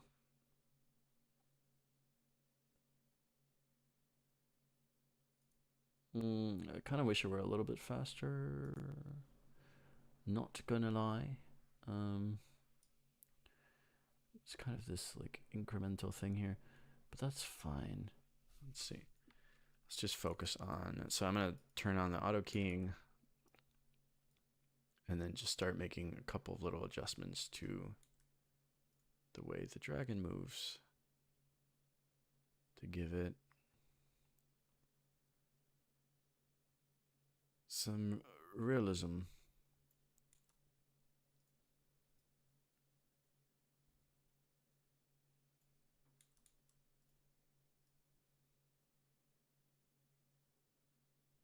I feel like this should happen faster. So let's bring that up to here. From here, let's turn that off. Too fast, maybe. Yeah, that's better. And then we can just be fully covered after.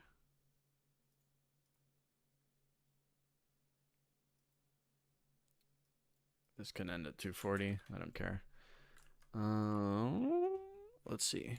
Never ending story. Yeah, actually, yeah, you're not wrong. Okay, so yeah, for this kind of secondary motion situation, now that I've done some side movements, I want to do some vertical movements. So we'll just come up a little bit, hide, float up, and then we'll just rotate the head a little bit, motivate the head turn, yep. And then here I think we need to, actually on this one, head down, come down a little bit. Yep, and then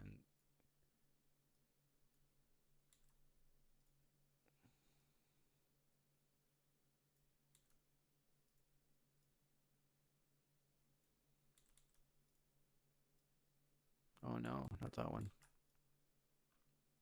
There's something here, probably like down.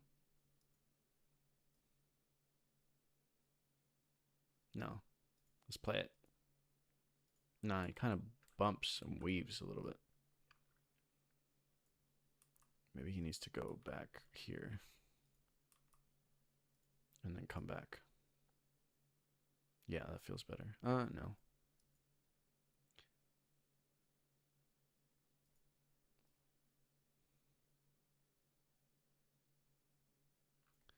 That feels good. How does that feel? Chat, what do you think? That feels...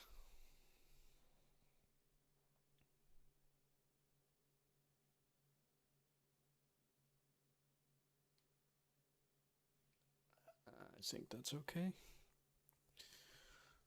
What I want to know is why there's this glitching, bumping situation down here with the light, if I had to guess. Oh no. No. I guess we just have this like inside this thing. Oh, and the next light over here too.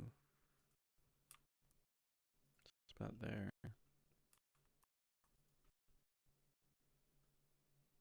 Do we have any other stray lights?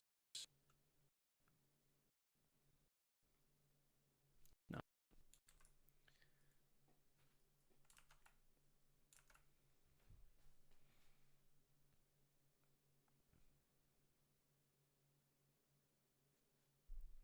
Oh, but this is kind of misleading because it looks like there's like water here, which might be the move.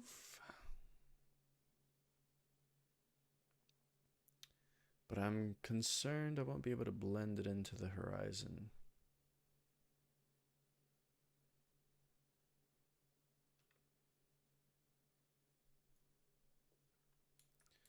And I'm really curious about what this is going to look like in cycles. Computer explodes. Let's change all my preferences. Yep.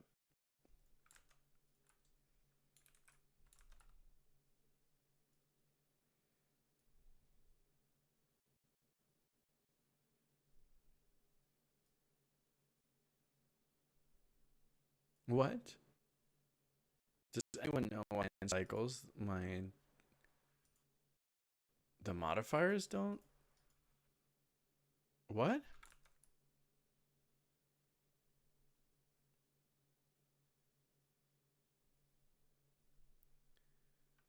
Oh wow, my chat just updated. Trey, there should be a horse sinking into a swamp. Huge dragons. Oh, this is great. Never too late for a koi pond. I didn't make the spheres right. What do you mean? How do I fix that? Do I just have to apply the subdivision modifier? Like, why wouldn't it work in cycles? I feel like that's not how. It's not the blender I was promised.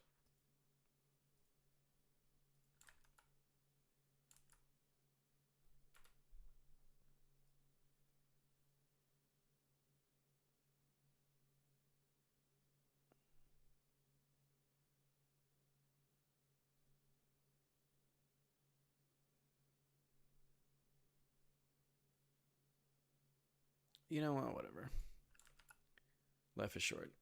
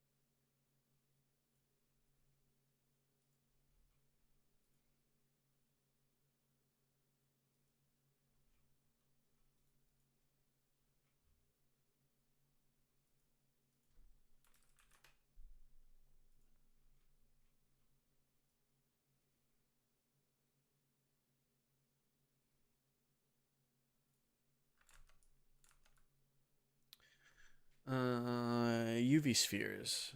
Oh. Well. No. No. This ain't right.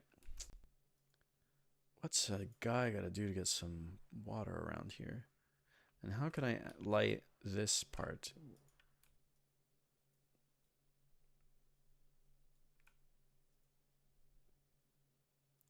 Maybe it's worth it to do what I've been putting off this whole time. Let's only look at this, and let's look at it like that, and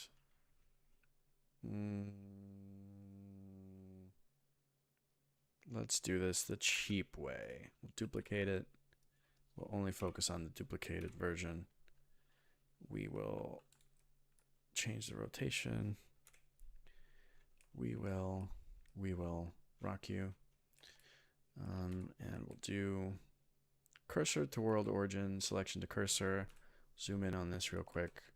We'll take a cube, scale it way down, scale it on the Z axis by like 3. Yep. And scale it way down again.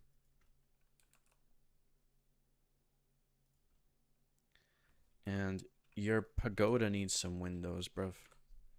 So that's what we're doing. Just gonna add some windows. But not just any windows. These windows are lit.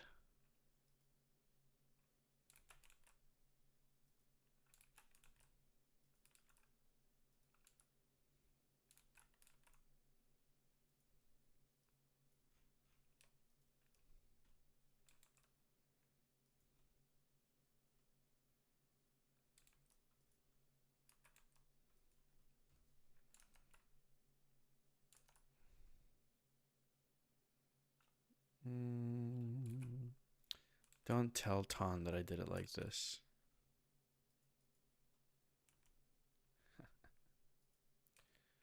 Okay.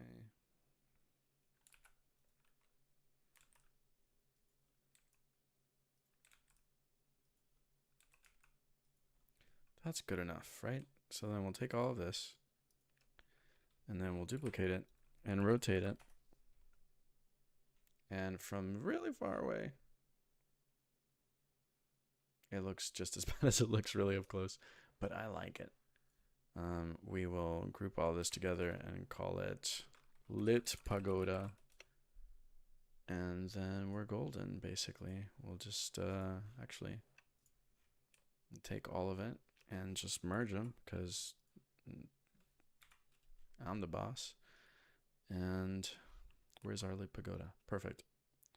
So we will replace this one.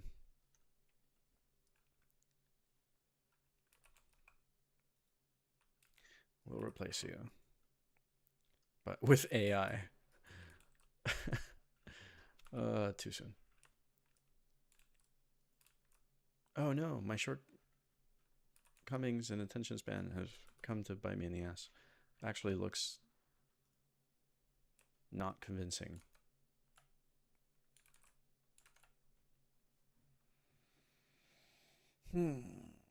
What should I do?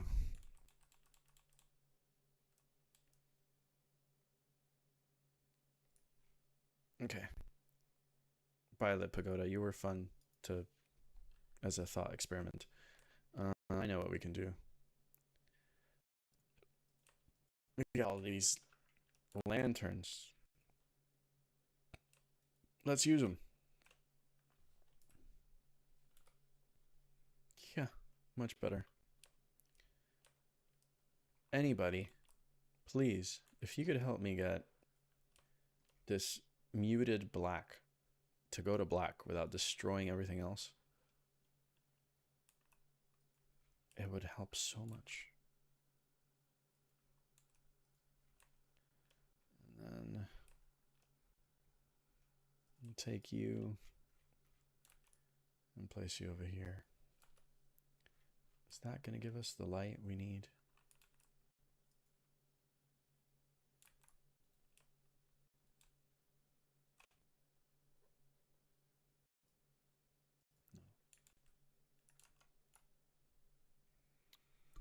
No. Now run this render through Comfy, and then run the put me in. Yeah, color ramp.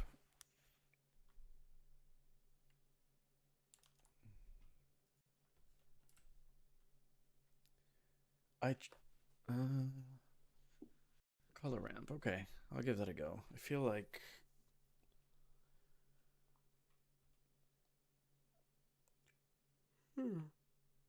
how can I take this color ramp and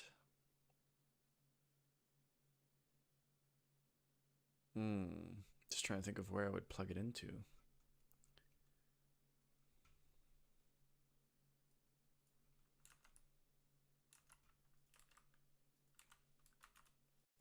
That's just gonna.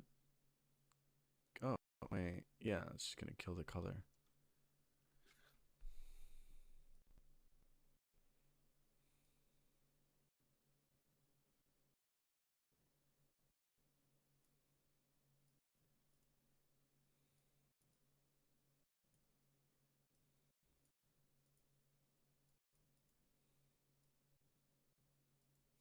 Nope.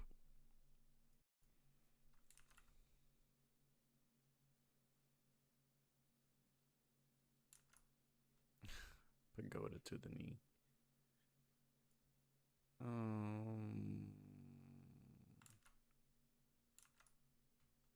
Mixed node. I mean, this is a mixed node. Let's see. Oh, maybe it's value what I've been looking for this whole time.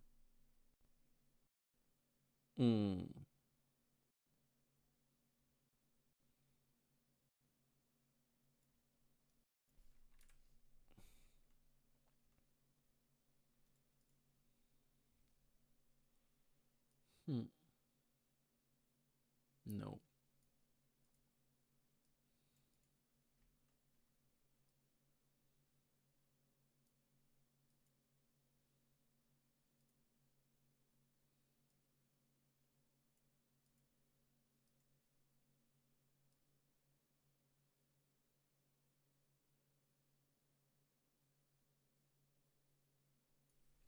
That's fine. Move on. Move on. Oh, color. Oh, I see what you mean. I see what you mean. Color ramp into here, maybe? Mm-hmm.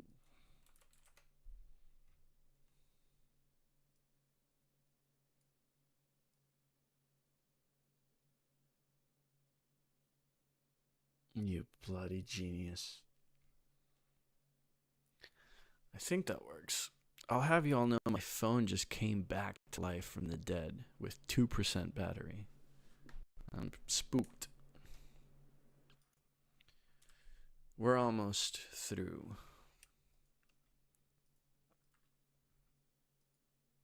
What time is it anyway? Oh, perfect. There's a light inside this light? That's crazy. There's a lantern inside this lantern. Wow. It's all fun and games until you misplace your lantern.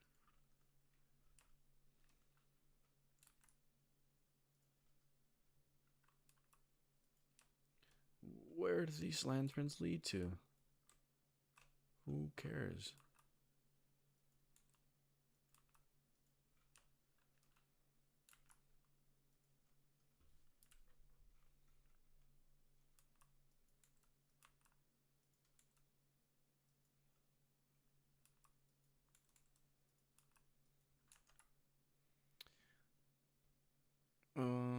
I think the biggest issue is roughness on the model. Even if it's black as night, the light will still reflect off it because the roughness of the model. Yeah, maybe you're right. I think. Didn't I pull that out? No, I didn't.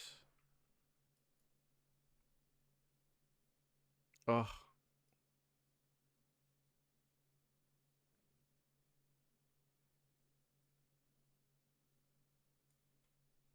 Wait, what about? Let's just see.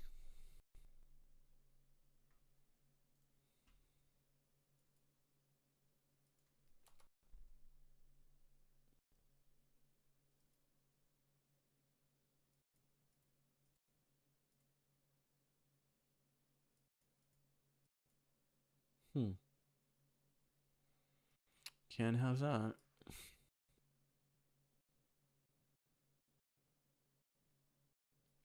Whatever. We're good. We're doing lords of work. The lights. Let's see how we're doing with the lights.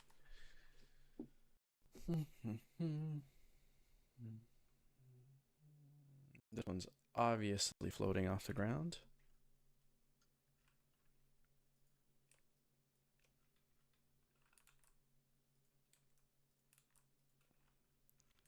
Great. And really, we didn't fix something that we needed to fix, which was all these lights down here.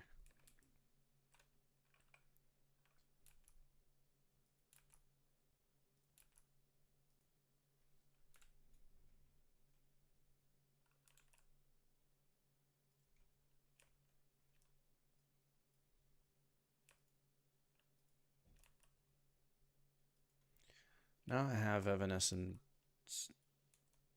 stuck in my head.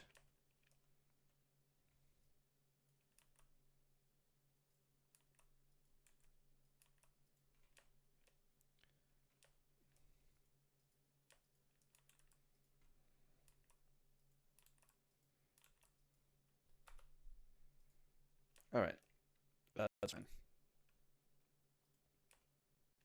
He said for the 10,000th time this stream. Let's play.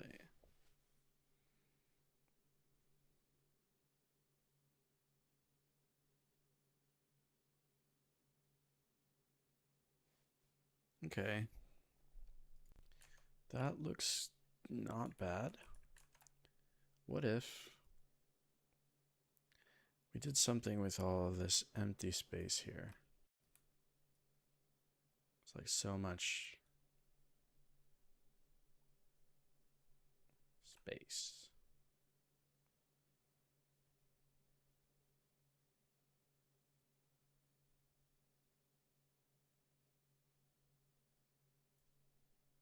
I've got the one light here, but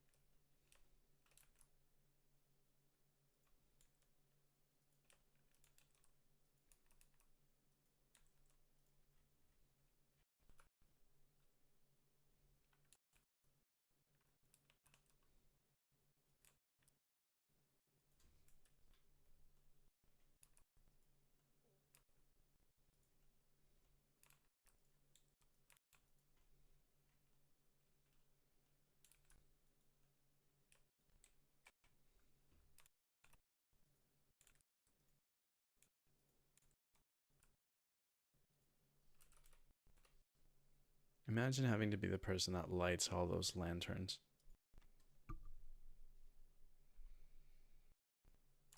Every day you have to climb up the mountain. What if the dragon had a long snake tail? More dragons. Oh, that's not a bad idea, actually. Okay, great. I like that idea. More dragons. So let's do that. And in order to do that, we'll close out by doing more dragons, but also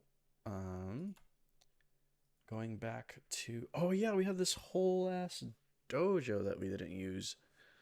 I forgot about. We could use that. I'll hit download, and it's going to take 10 days to finish downloading. So in the meantime, we could do dragon with a long... Wait, what's that dragon from Dragon Ball? What's the name of that dragon? Shenron. Okay, cool.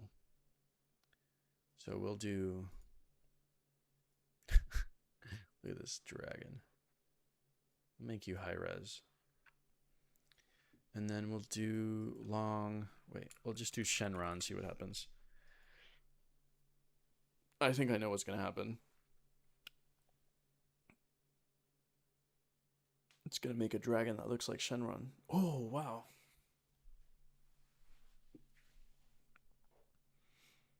What do they call those kind of dragons, though? What are dragons like Shenron called?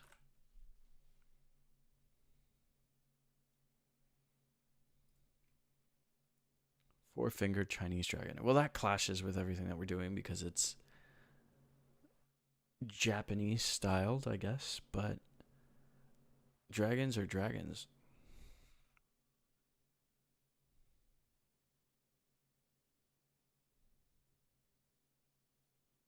Serpentine body, mostly tail. Oh, I want to do that. Okay, so we've got our dojo ready to download, and we'll do... Well, we'll try this whole thing word for word. See what happens. Not this one.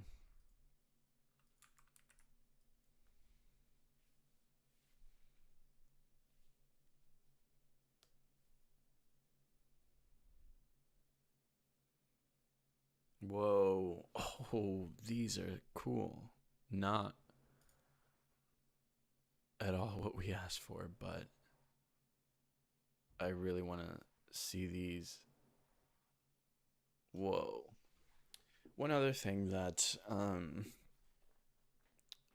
I showcased a little bit in the screen recordings that I was making, definitely going to high res this one, for the previous piece that I showed you, was how you can kind of kit bash all these pieces together. So you can take the dragon head and put it on the robotic T-Rex body or what have you.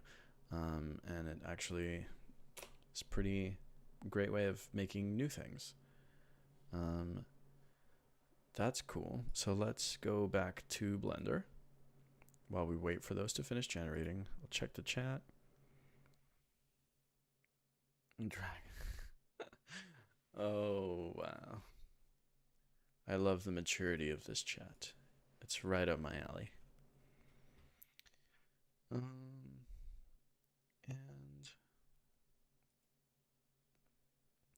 so we've got the dragon, and he's dragon. Maybe we'll just, yeah, we'll have another one pop out over here on camera right and call it an evening.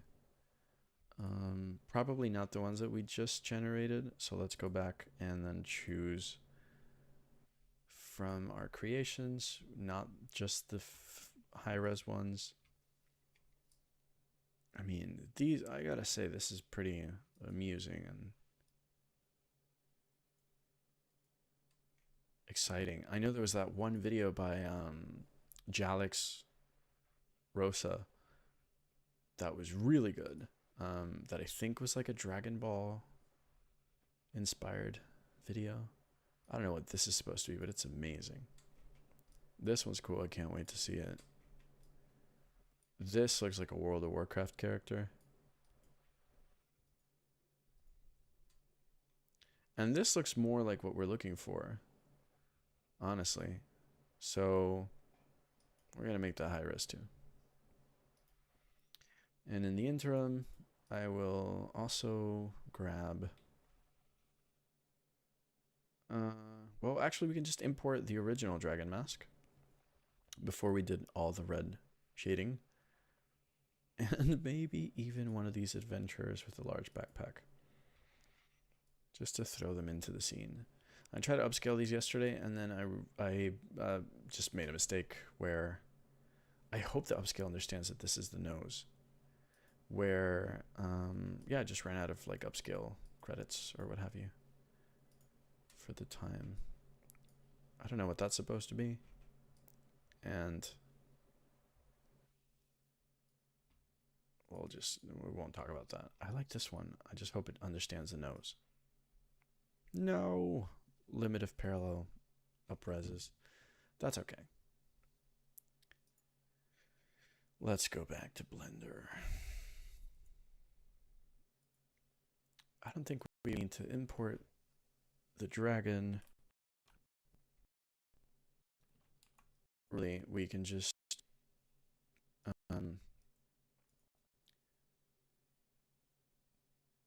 duplicate this. Call it Dragon 2. Yes, it took the meshes and everything, so we'll select it, we'll move it, take all of the keyframes, delete them, click on the dragon, and we will change the color.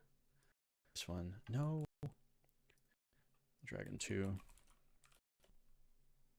to be completely, nope, not blue. Something that stands out.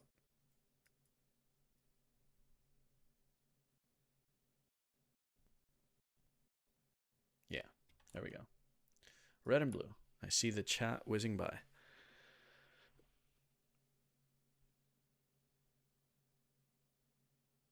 Wow.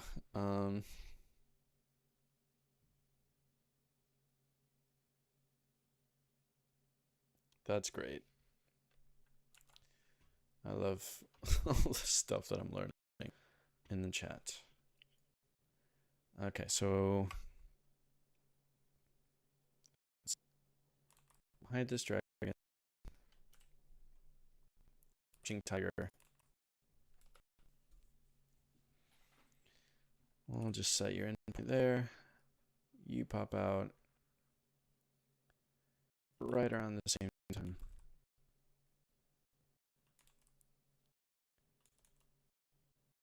You pop out. And it'll make you come up from here or something. So let's see.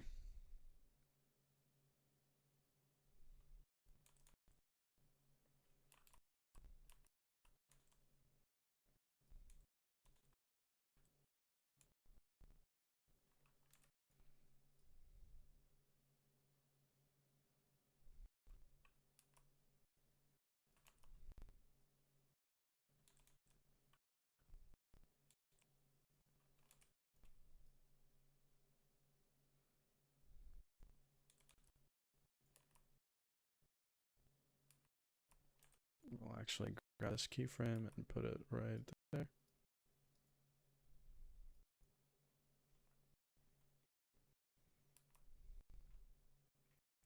Wow, I thought you were closer to here.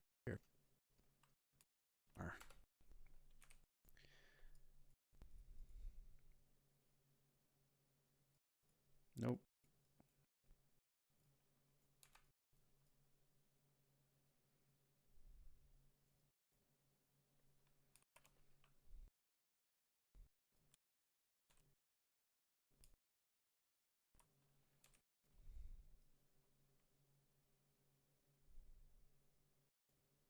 Boom, collision right there. Oh. Your friend.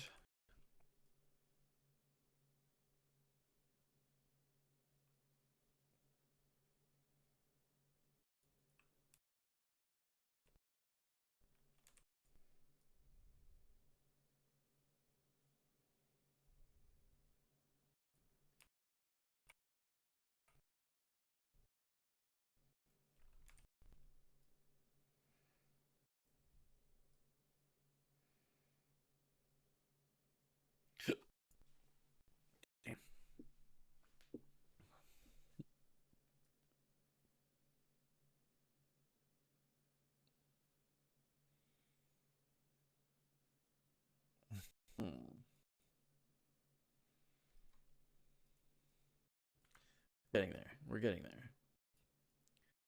We will see this through.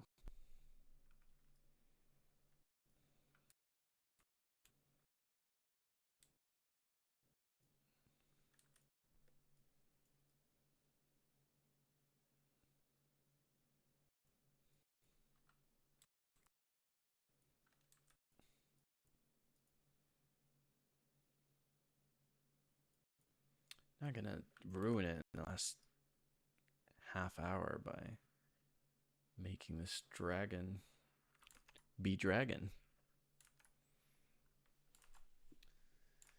Ugh. Let's check on our generations. Refresh the page. What do we got? Nothing. Back to Blender.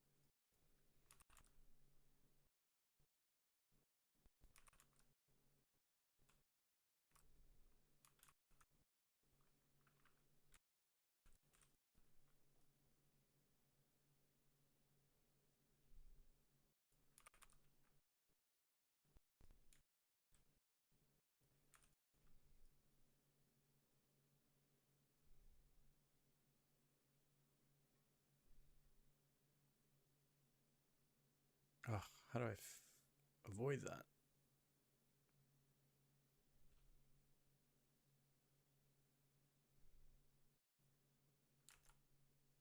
It's like very obviously going into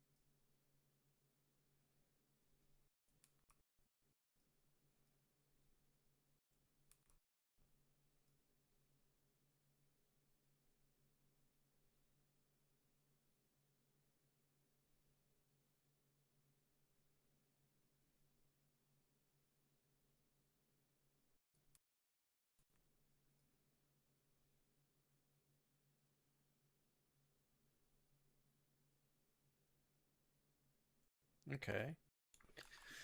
That feels okay. And then the one other thing that I saw to change what we're doing all that is we have our camera here. Let's set the camera motion to stop here. So let's see what that feels like a little bit faster. Yep. And so one other thing we can do here is actually just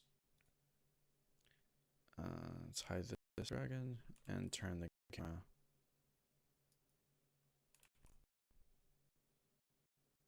just a little bit and see if I hate that. Bring back the dragon. Hopefully he's still looking at us with hatred, like only a dragon can. Yeah.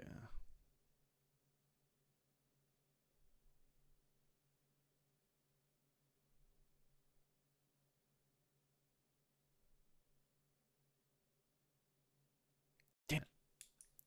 Okay. Let's undo that and see if over here we notice. Yeah. Oh no. I guess it just happens so fast, right? No, he totally absorbs the whole village. Oh well. Whatever. Whatever.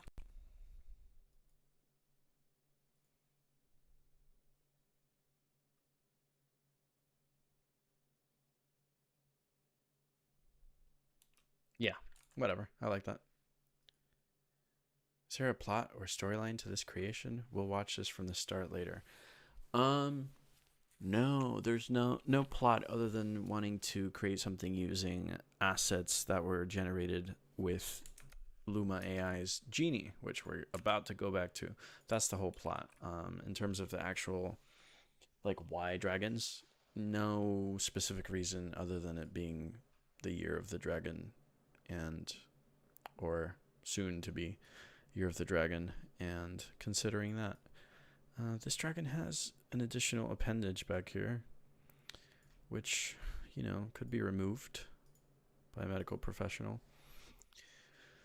I am going to hit render on that in a second. I'm going to try downloading this to prove the point of the sort of like kit bashing, adding elements of one generation to another, and then we'll call it. But thank you all so much for tuning in so far. Definitely don't leave because I'll notice your absence. But let's see. What do we got? What do we got? Yeah, I'm still generating the last upscales. In the meantime, I think I'll go back, find those adventures that I want to generate for a new. I want to upscale for a new video.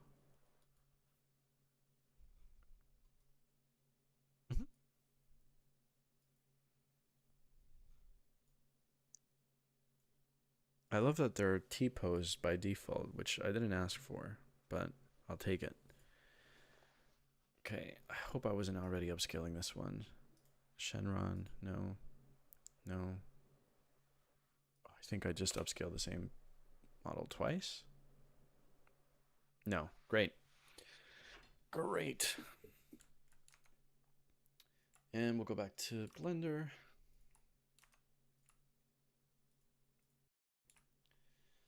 Is there anything here I can possibly add to make this even better that won't take forever? Probably. Am I going to do that? I'll try. Let's go to our first frame here, save the file, hit render, get a hiccup on public television, and that's our render. Now we'll take view layer. Wow, why didn't that do the thing? Let's just do it like this. Close it.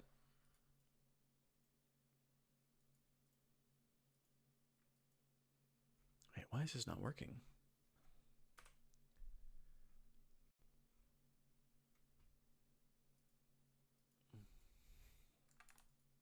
There we go. And we'll scale way down. And let's see what we can do. Bokeh. Yeah, let's bokeh it up. Why not? See what happens.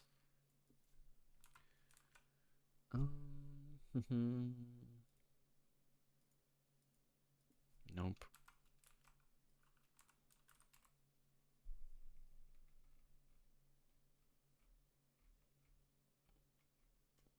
I don't think any of these compositing options are going to give me the sort of control that I am comfortable with doing quickly. So I might not do that because I just don't know how to use it. Although maybe some of these, the really simple ones, lift gamma gain. Yeah, maybe we can.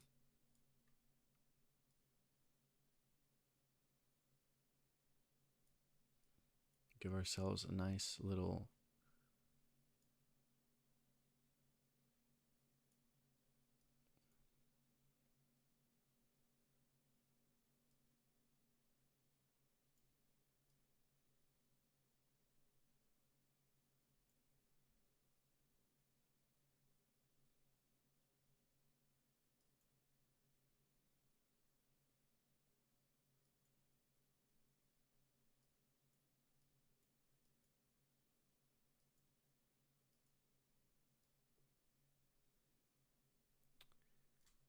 how do I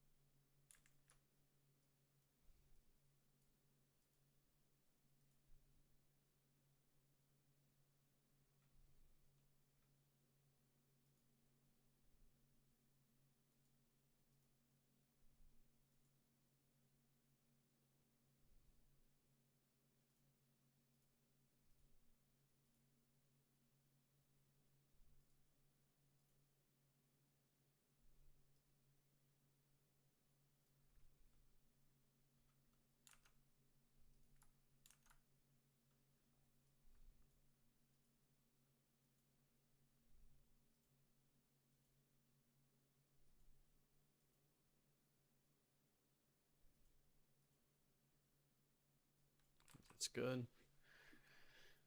There were a couple of others that I've used before that I can't quite remember. None of these.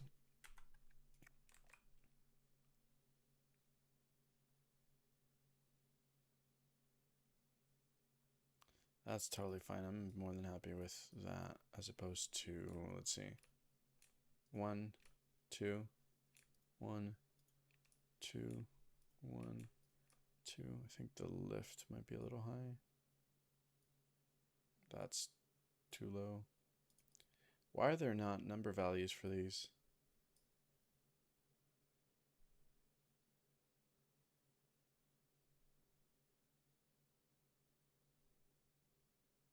Fuck.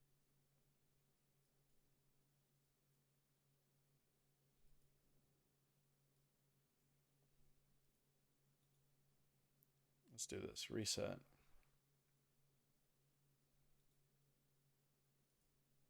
Is this going to also reset the... Oh, yeah, it does. Well, we just undid all that hard work. Found the number values.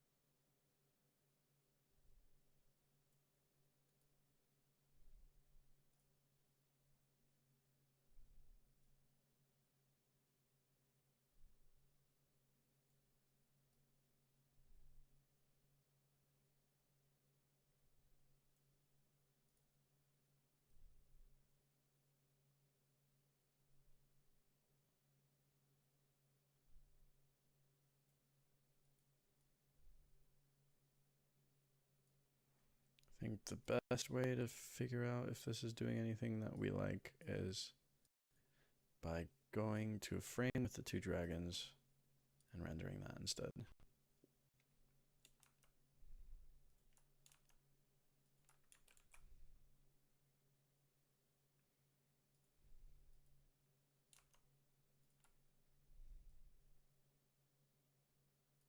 And off the bat, I hate it. That's a little better.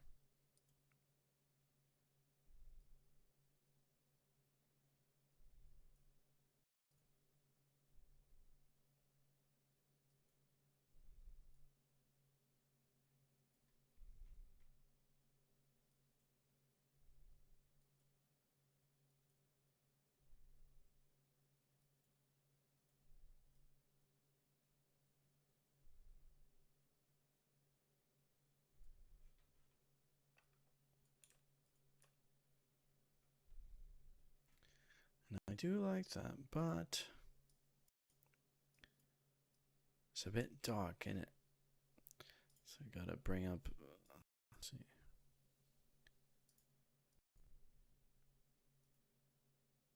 See what happens.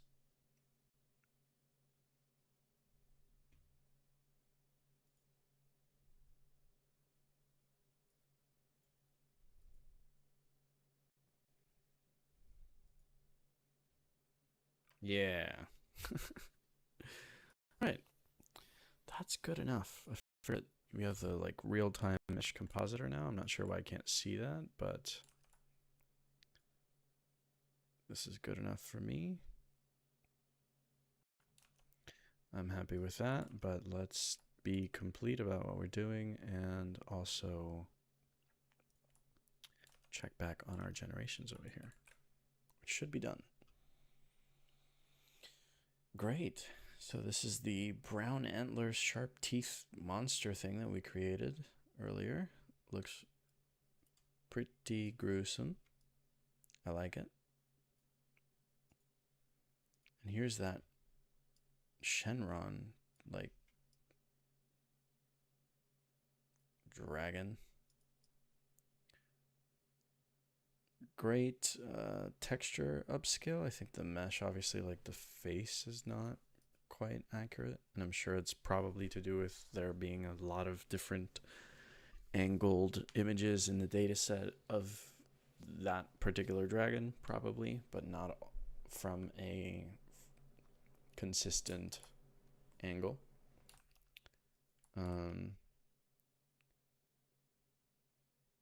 Which is fine. We'll go back to Blender and we'll render this puppy out and see what happens. Oh yeah, wait, since we're doing this all in Eevee, let's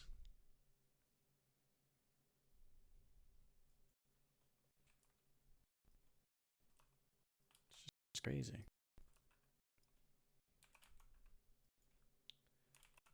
Radiance volumes. Now I'm not the best person to go about this, but I have these quite a bit and they always push things over the edge a little bit.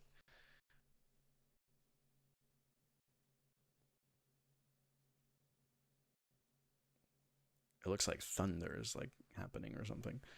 Cool. So now we will select where we want this to render out to. And in my case, I'm going to render it out to a folder. Duh.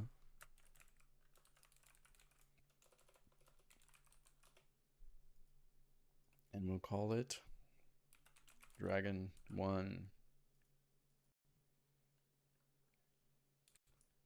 And render animation and hope my whole computer doesn't crash because I'm streaming and talking and all this stuff. Maybe I should have done a background render, but in the meantime, while we're doing that, we'll switch over, go back to our renders here. And for the next, until the render's over, fireworks just in time for Chinese New Year, even though it's Japanese landscape. Oh man, you know what? Fireworks would be cool. I just realized too, Year of the Dragon, but it's all Chinese themed is I mean Japanese themed is hilarious to probably only me. Now that I've noticed that. Oh, and you're seeing my stream as we're talking. I'm glad you're not bad actors.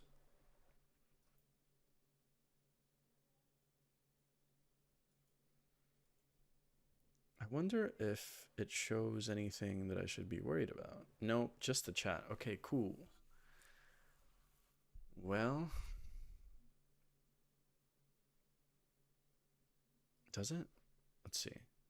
Yeah, my key is not showing or anything like that. Cool, cool, cool. Ah, the relief. Please don't hack me. I got nothing fun for you to hack. Let's see. What are we doing? We're at frame 42, so we're coming along. 200 something frame animation. Yeah. So as I was saying before, I panicked thinking that you were gonna dox me. Um, I'm happy to run any Imagine generations that you might want, but you can do this yourself by going to lumalabs.ai/genie. That's GENIE. And it's free for now. You can download as many models as you like. The only bottleneck is how quickly they all generate. And obviously, if you go a little too wild and try to generate too much stuff or something that's not safe for work or what have you, as would be the case in any other like community that cares about its users, you would probably get banned or get a slowdown or something like that. So use it, use your own judgment, but be considerate of the service and the people that might see the stuff that you're generating. So yeah, if you type something in the chat and it's not something that will get us banned, we'll generate something with it, and then who knows, it might end up in a render of mine later. But otherwise, thanks for hanging out. It's been fun. I plan on doing more of these this year than I did last year for sure. Now that my work-life balance is a little bit better, thanks to me realizing that was an issue. And also, I just hit 2,500 subscribers on YouTube. So if you're not subscribed yet, but you got something out of this, even if it was just like a laugh, a chuckle, consider subscribing, because there'll be more content like this in a more organized fashion and disorganized fashion, which, I don't know, you might find useful, you might not, but it definitely helps the algorithm know that this is something worth watching.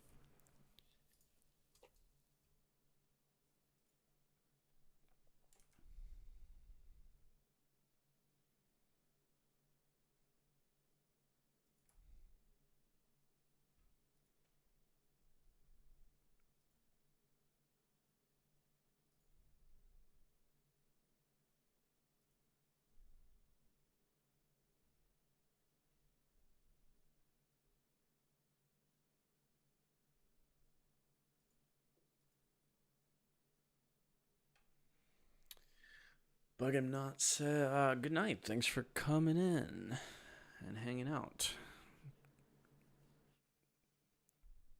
I did see, as Bug him not mentioned, that there's been a loophole with not safe for work generation.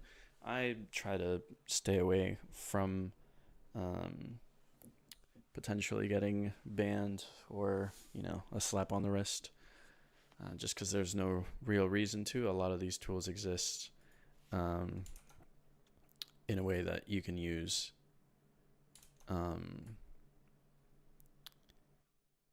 just on your local machine, so you don't have to stress about stressing other people out. That's usually what I lean towards if I can. I like this idea of a plush toy, and obviously I like this one, but I don't necessarily want to use this exact prompt. So let's see what we can do. Cactus plush toy. That's cute. Let's do golden retriever plush toy. That's a classic. High quality.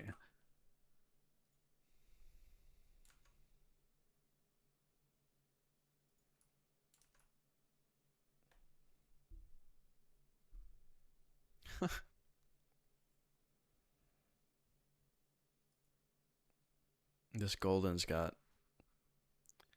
extra limbs.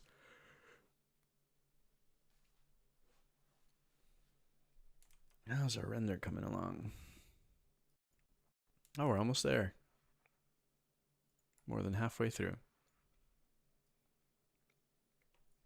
Nightmare fuel.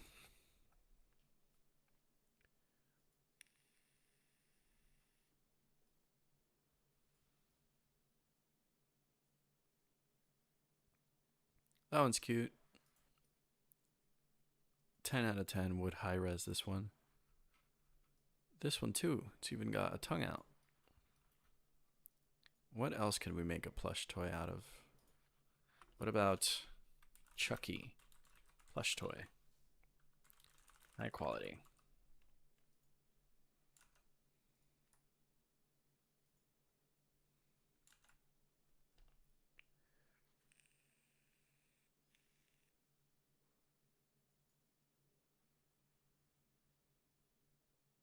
He's even got a tail.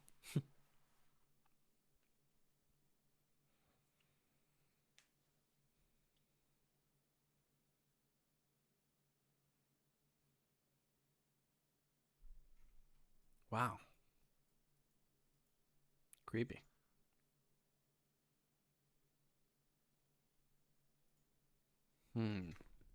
Demogorgon plush toy. High quality.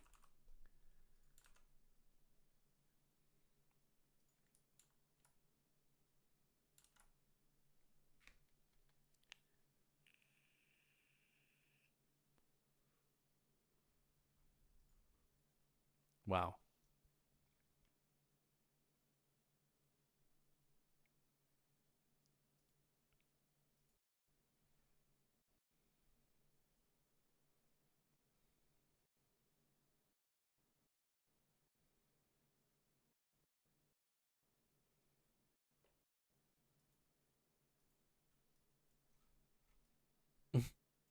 It does look like a monster. Okay. We're gonna go back to Blender because I've just realized I forgot to hit one very important button. Oh, we're almost through with the generation here.